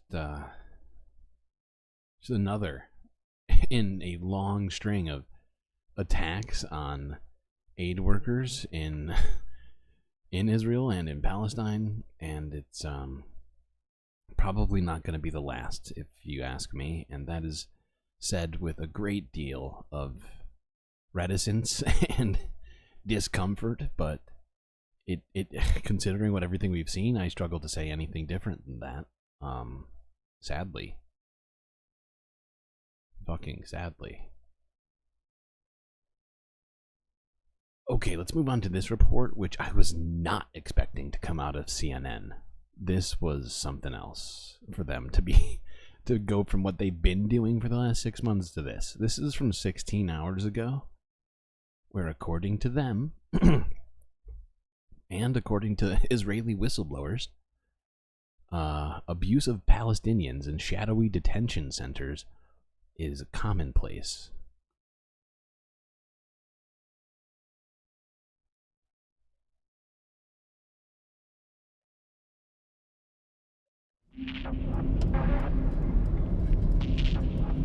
It's a place the Israeli military doesn't want us to see. How many Palestinians are in there right now? Who are you? Give me please now. Hang on, what is it that you want? Can I my card? Just that one shot for me is incredible. Seeing CNN actually attempting to do journalism and then realizing that the Israelis don't want them to do journalism, it's this incredible sort of moment where, you know, for 6 months they've been basically pushing Israeli propaganda without any questions, and now the second that they attempt to do any real journalism, they're met with harsh pushback. But CNN has gained exclusive evidence of Palestinian prisoner abuse from multiple Israeli whistleblowers.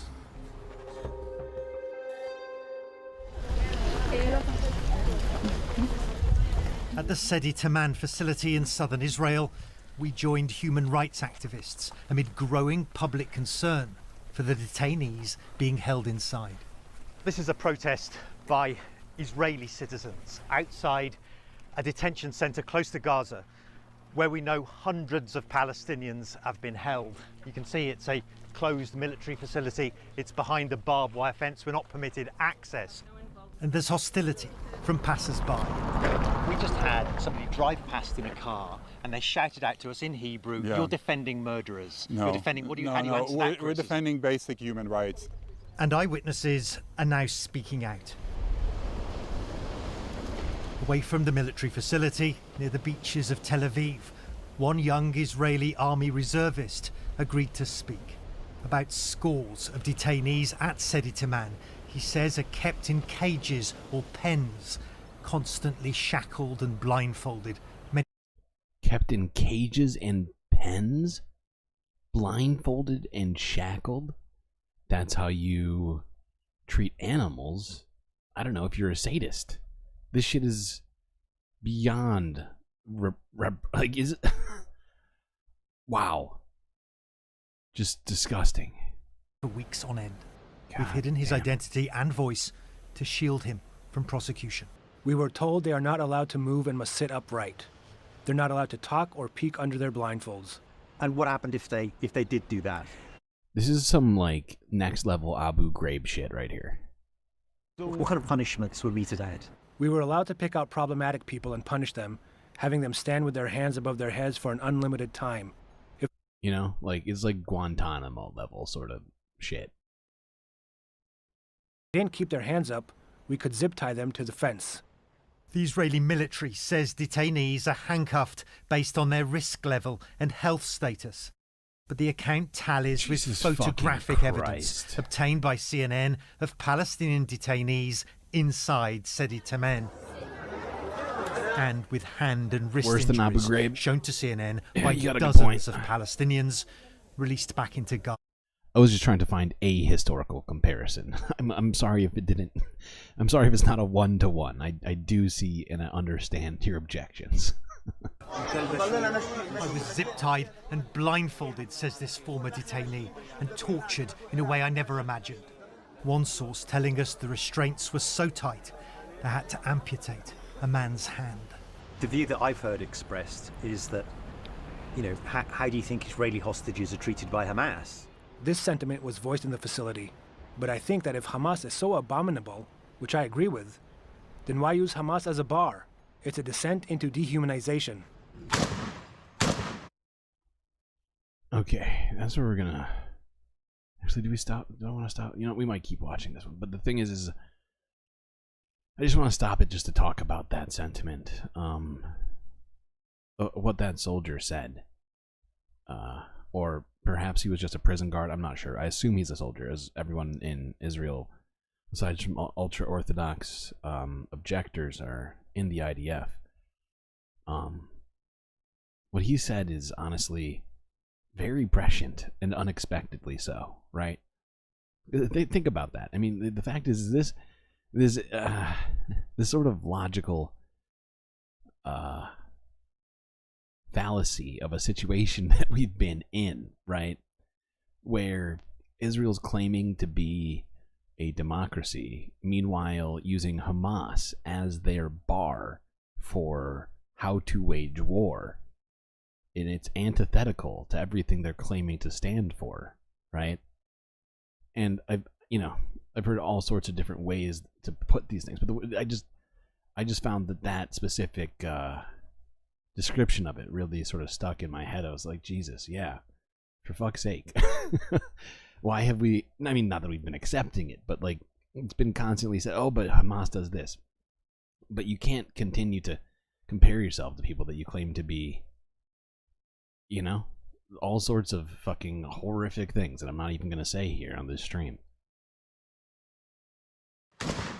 A descent that's accelerated since the rampage by Hamas on October the 7th last year.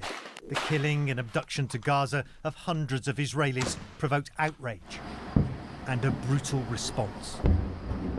Amid Israel's wrath, Oh, right, I forgot. This thing turns real south real quick, and CNN starts kind of trying to make the argument for Israel's genocide. I'm not going to watch the rest of that. It's very anger-inducing, if I recall correctly.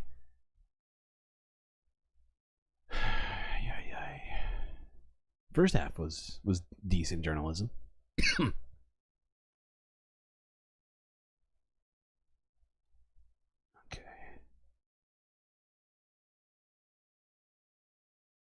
Okay, yeah, let's look at this. This is from 22 hours ago, where West Bank villagers were attacked by Israeli settlers. This is insane.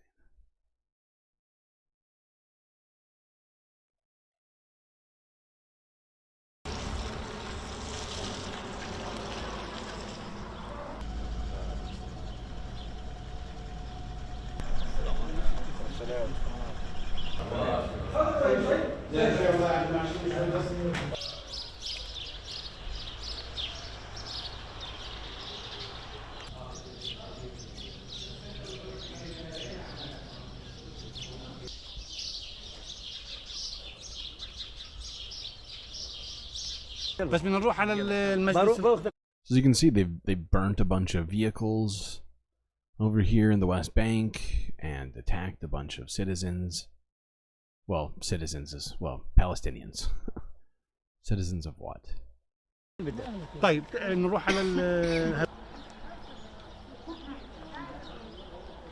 He also clearly threw fire bombs at buildings.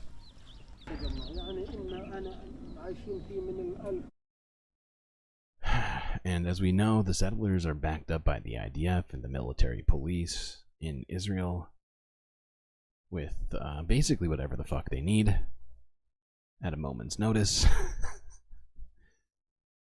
If Israel is a democracy and Palestine is Israel, when do they plan on letting Palestinians vote on Israeli matters? Good question. Good question. 20 years ago, when 80% of current residents couldn't vote. I think what Shade's saying is that since Israel is claiming that all of Palestine is part of Israel, why are they not voting in Israel's elections? It could be wrong, but that's how I interpreted that. Okay, let's look at this. This is from like a day ago, where another hospital in Rafah actually... This might actually be... This is the, no, this is, I think it might be the same hospital in Rafah that's been attacked multiple times now. Either way, it's been attacked again. Could be wrong, actually. I'm gonna amend that. A hospital in Rafah has been attacked. I'm not sure if it's for the first or the second time.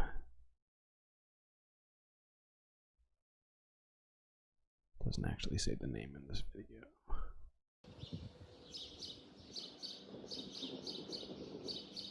So you can see the smoke billowing from the direction of the hospital in this video here.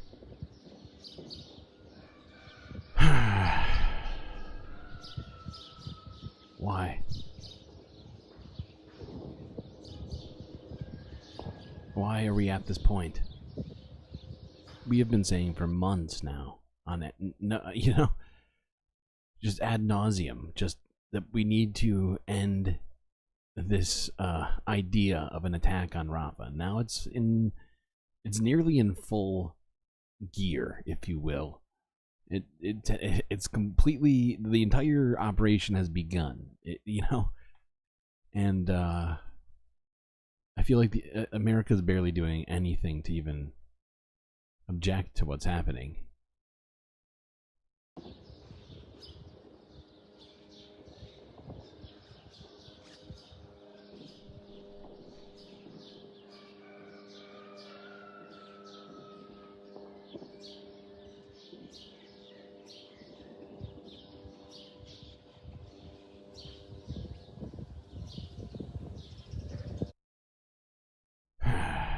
It's so frustrating. I'm pretty sure the hospital in Rafah is one of the last even moderately functional hospitals left in Gaza. Full stop. Oh, you're making a Nell reference? Okay, okay. No, I'm not. I'm not prepared for those sorts of references sometimes, you know. And that's on me. And I should be better. I should be better, but I'm not. All I can do is try. All I can do is try. Alright, this is from 10 hours ago from Al Jazeera English. Gaza's hospitals are failing as Israel cuts off supplies.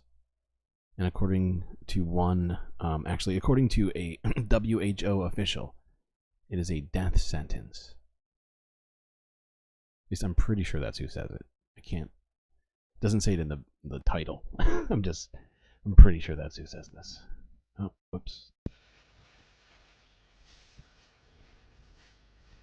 Gaza's hospitals on the brink of collapse.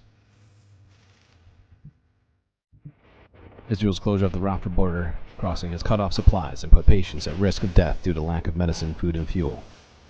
This takes us back to November, December, when we have hospitals like Al Shifa shutting down the electricity, meaning that patients in the intensive care units were dying because they had no access to ventilators. We had patients on dialysis who were not being dialyzed.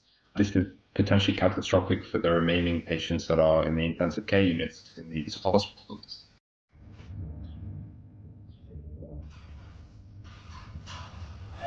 Some hospitals have already closed. Ongoing bombardment and the fears of a larger invasion of Rafah have forced others to start evacuating or stop admitting new patients, shrinking the already limited number of options for people in need. We have official figures from the Ministry of Health saying that 28 people have died of malnutrition, but those are people who reached the hospital. We have no idea of what's happening in all the makeshift shelters, all the overcrowded places. What we do know is we're seeing huge outbreaks of diarrheal diseases, respiratory diseases, hepatitis, all things that you get from being overcrowded and not having access to clean water. And in a malnourished child, that's a death sentence. Patients are not the only ones whose health and safety are at risk. It's really important to know that there's over 200 cases of forced disappearances or abductions, essentially, of healthcare workers. Many of them are still, we don't know if they're alive or dead.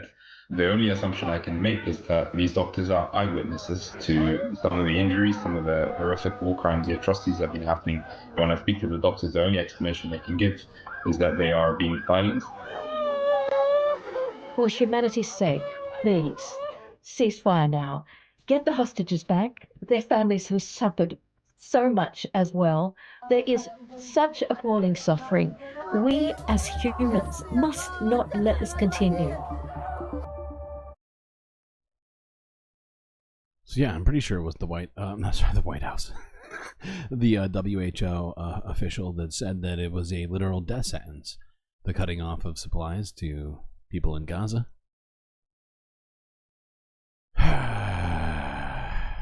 And that's exactly what Israel's done. Okay, this is another Democracy Now! Video. I think this is our third one of the day. I don't want reality. But, you know, I can't help myself. This is from a day ago where they spoke with an aid worker in Gaza. According to her, it is patently false to say that there is not an incursion in Rafah right now.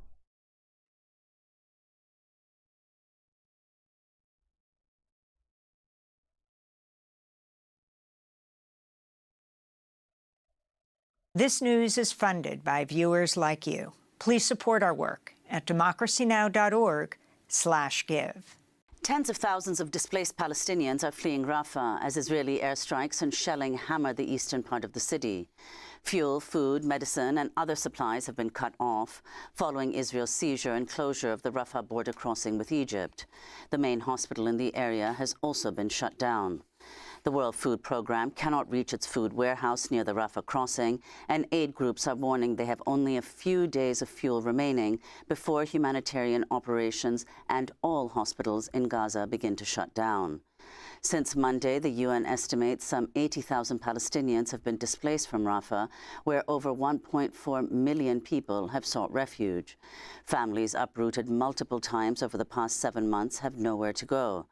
Tent camps in some parts of Rafah have now vanished, springing up again further north along main roads in Deir al-Balah and Khan Yunis. Over the past 24 hours, more than 60 Palestinians were killed across Gaza, many of them in Rafah. The death toll in Gaza over the past 7 months is nearly 35,000, with more than 78,500 wounded. For more, we go to Rafah, where we're joined by Dorotea Guicciardo. She's the Director of Development of GLIA project, currently on a medical mission in Gaza, joining us via video stream instead of a live shot outside the Kuwaiti hospital in Rafah, because there's bombing and gunfire in the area, making it dangerous to move. We thank you so much, Dorotea, for joining us. Can you explain what's happening in Rafah right now? I think there is the misconception that unless a full-scale ground invasion happens, there's very little going on. But over the last, 24 hours, about 60 people in Gaza have died, overwhelmingly in Rafah.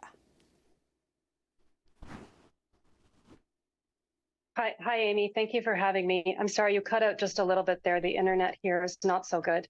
The situation... I struggle so much to pause these Democracy Now! Videos because they do such great reporting. I feel like there's never really that much for me to fucking add to these things, just to, you know, kind of chop them up a little bit and just show you the things that they're doing, because it's like literally always on point. The ground is dire. Everyone here is quite afraid. To say that there's not an incursion in Rafah right now is patently false. Throughout this entire day, I have heard bombs, explosions, I have heard heavy machine gun fire, and it seems to be creeping closer and closer to where we are in central Rafah. And Dorotea, if you could describe what the situation is in hospitals. You were earlier this week in the last maternity hospital in Gaza, Emirati hospital. What did you see? If you could describe the situation, the health situation for people in Rafah.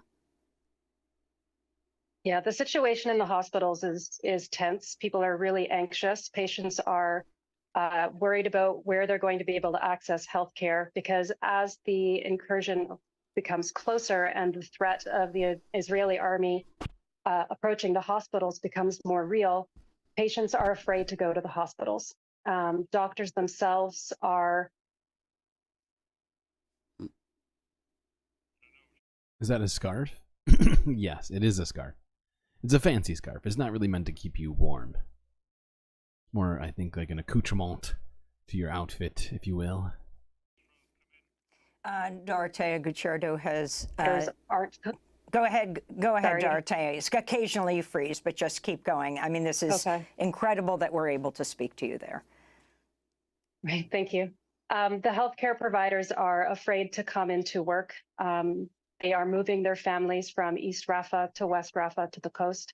So access to healthcare providers is lessening as the threat of invasion looms.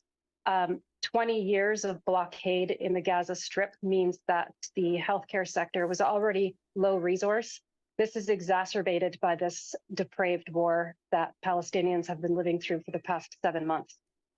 And what are the medical supplies that people are working with? I mean, we've just heard that there's very little fuel remaining, and there isn't much time before all hospitals in Gaza, of course, including in Rafah, begin to shut down. And I assume the situation in Rafah is worse. If you could explain what you know of what's happening in hospitals elsewhere, and what the threats to hospitals in Rafah in particular are now. For how long can they continue to operate even minimally? Even minimally, if no fuel comes in, we're looking at a maximum of 3 days. Okay, we're going to stop it there. There's half of an interview left. I do encourage you, if you aren't already, to subscribe to Democracy Now!, of course, and if you feel you need an even more detailed update on that situation, you can go watch it there. But I just thought it was a good place to stop it. With that, like, left in our minds as the last thing, right? 3 days, okay, people? Without more gasoline brought in by way of aid trucks, the last hospital in Gaza will cease to be able to function. So it's a fucking short timeline, and those borders are still closed by Israel this time. What planet am I promoting? What does that mean? I'm not promoting any particular planets. I mean, I love Earth, and so I guess I'd be promoting Earth. I'm not sure what that means. Promote? I feel like I'm just, if anything, I'm promoting Democracy Now! I don't think they're technically a planet. Alright, what's next? This is from 10 hours ago. We are going to watch, like, maybe 1 minute of this. The rest of this is complete nonsense. Of course. As this is from CBS News. Headline.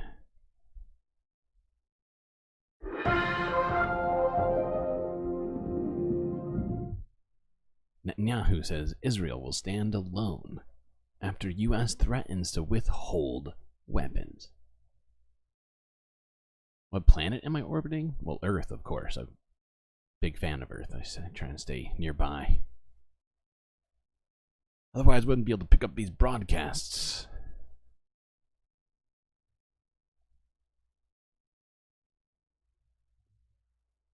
So yeah, Netanyahu, he's says he doesn't give a fuck about U.S.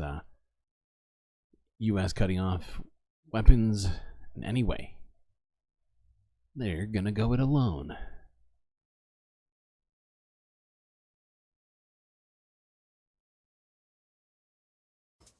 All right, now on to the growing tensions between the U.S. and Israel. Israeli Prime Minister Benjamin Netanyahu is vowing that President Biden's threat to withhold weapons will not prevent the country from proceeding with a military offensive in Rafah. Netanyahu declared...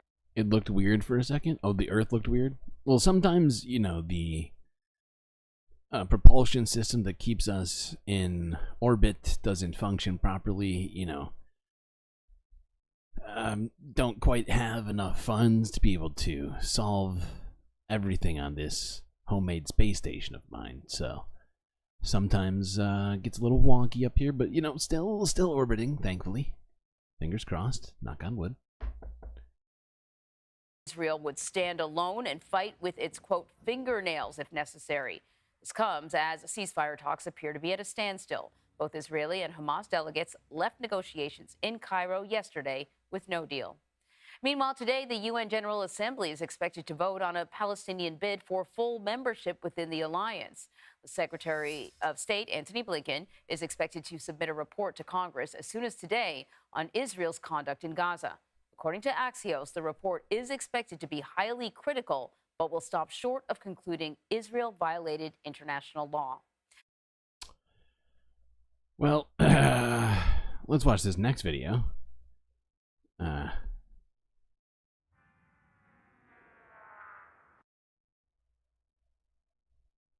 which completely contradicts what CBS just tried to tell us, hopefully, in this weirdly subservient hope of, oh, they probably won't. Nope, wrong, CBS.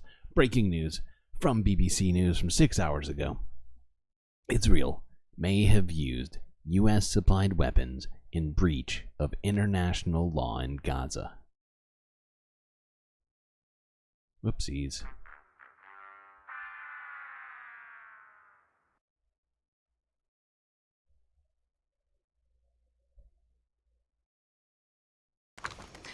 Now, we're just going to bring you some news that's been developing while we've been on air tonight. The US government has said that Israel may have used US-supplied weapons in breach of international humanitarian law in some instances during the war in Gaza.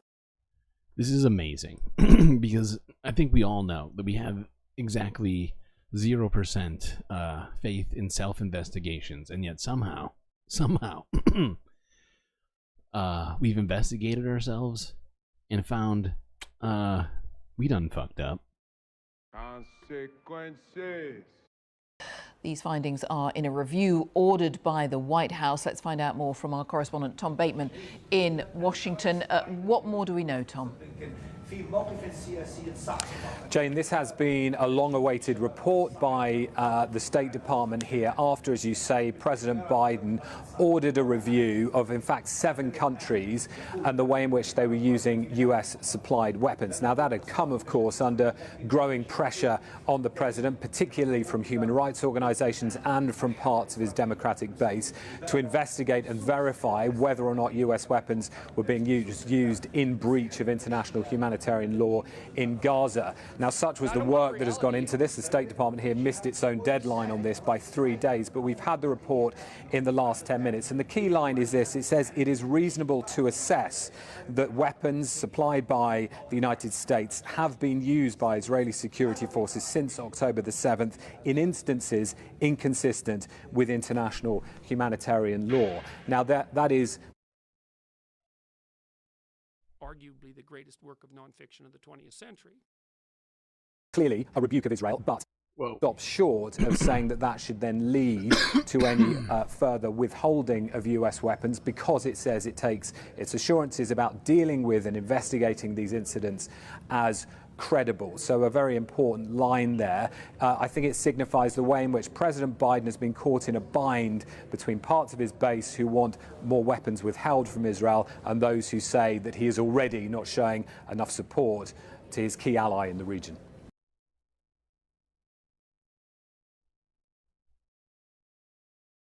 Pause. There we go. Okay, what happened? What just happened? Inside jokes? What? Okay, I believe you. Whatever happened. Jesus Christ. Oh, chat. You're incorrigible. Oh, I didn't even give you forewarning. That was our penultimate video, which means this is our final video. Let's watch this. This is the real truth about college protests. Someone has to save us all from World War III. I nominate the college students.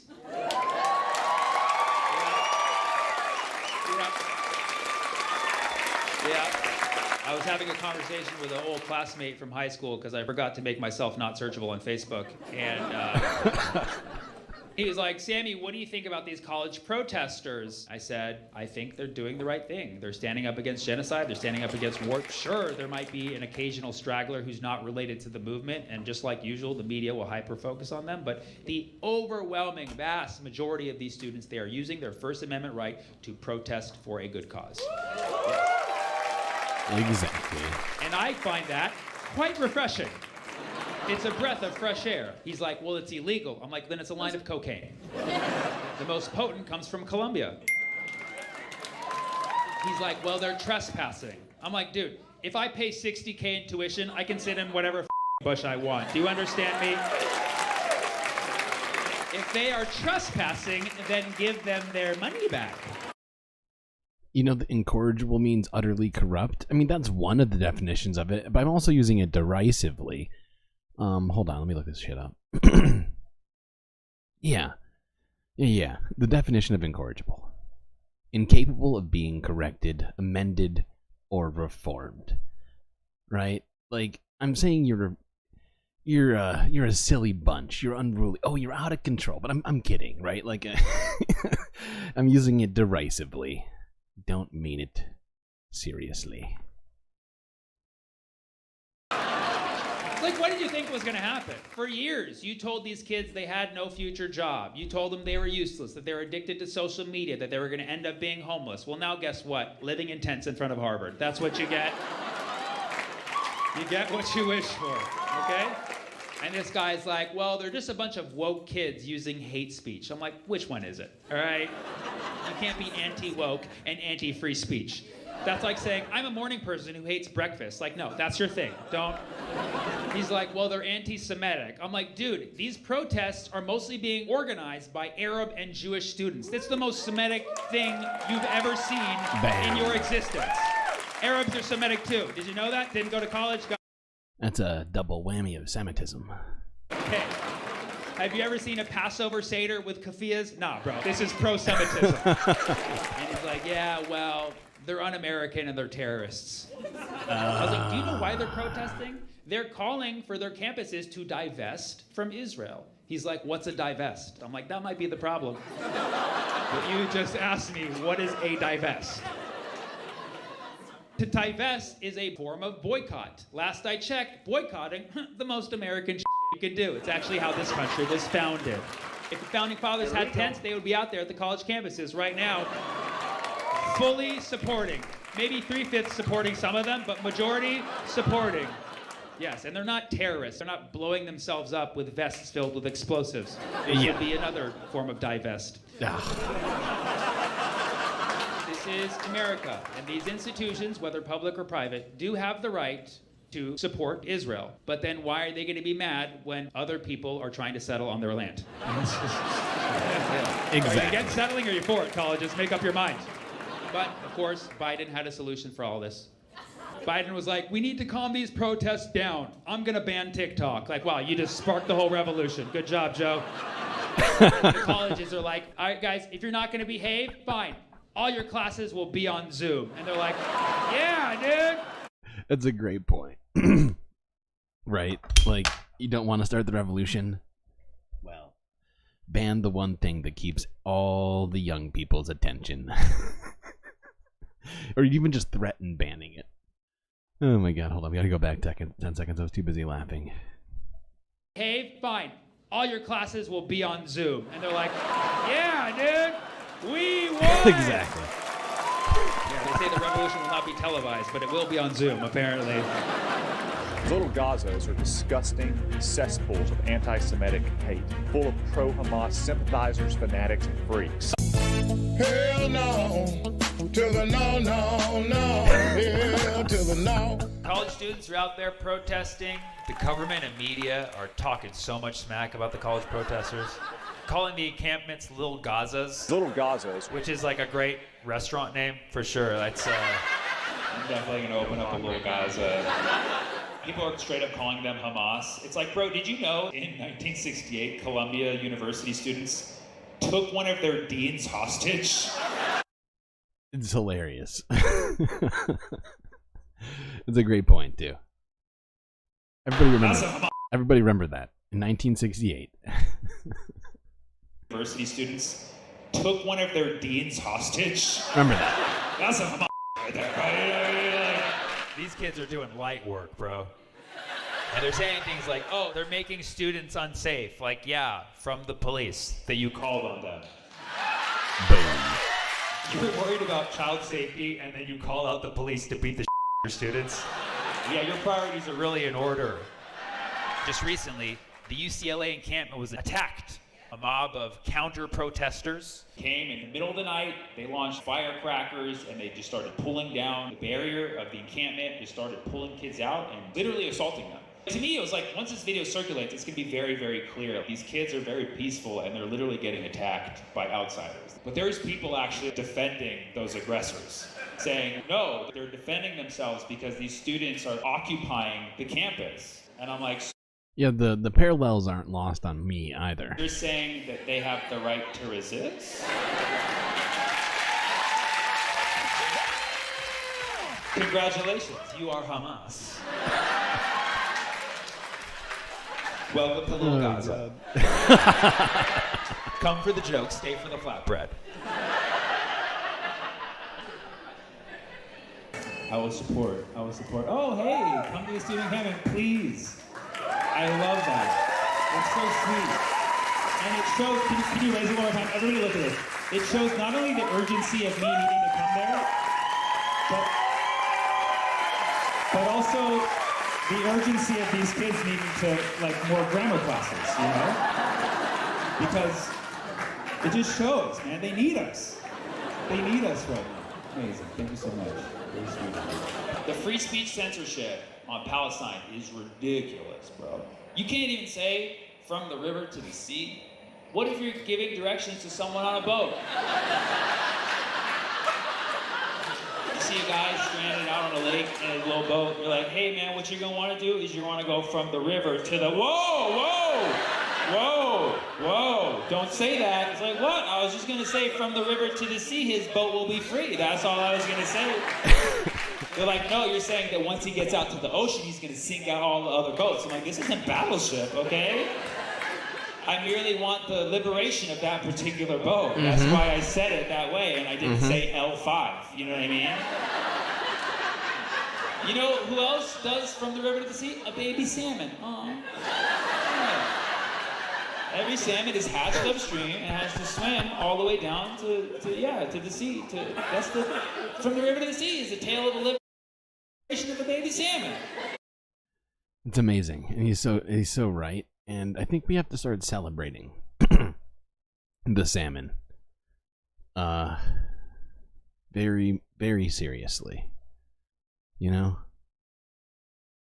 we have to celebrate the struggle of the salmon from the river to the sea.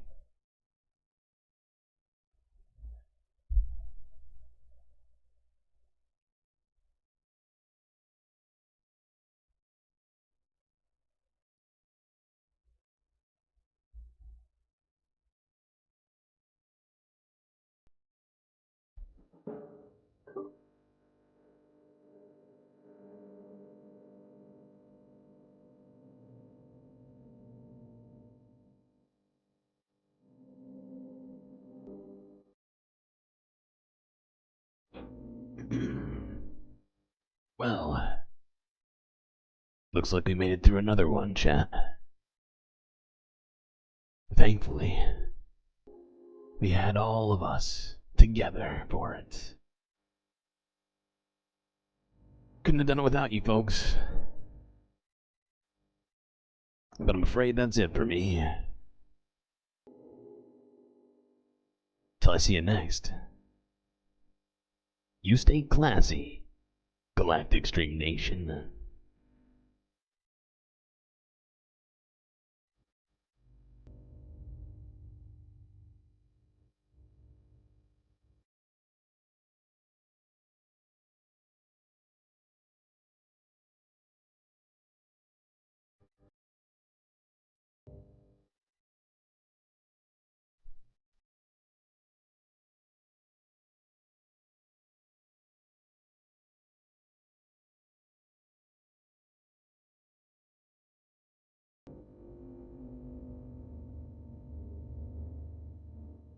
Can't forget these folks. These are your galactic producers. Gabby, Goth Dogs, Aaron W, Mitty, PB, Robot Cat, Pitchforks Dragon, The Anti-Corporatist, Vincent Morales, and Donald James X. All of these individuals here have made the right choice and help support what I do here at the Galactic News Network. You can do the same for just a few dollars a month. by clicking that link in chat. Or space benefits await you, unseen by the rest of the motherfucking galaxy.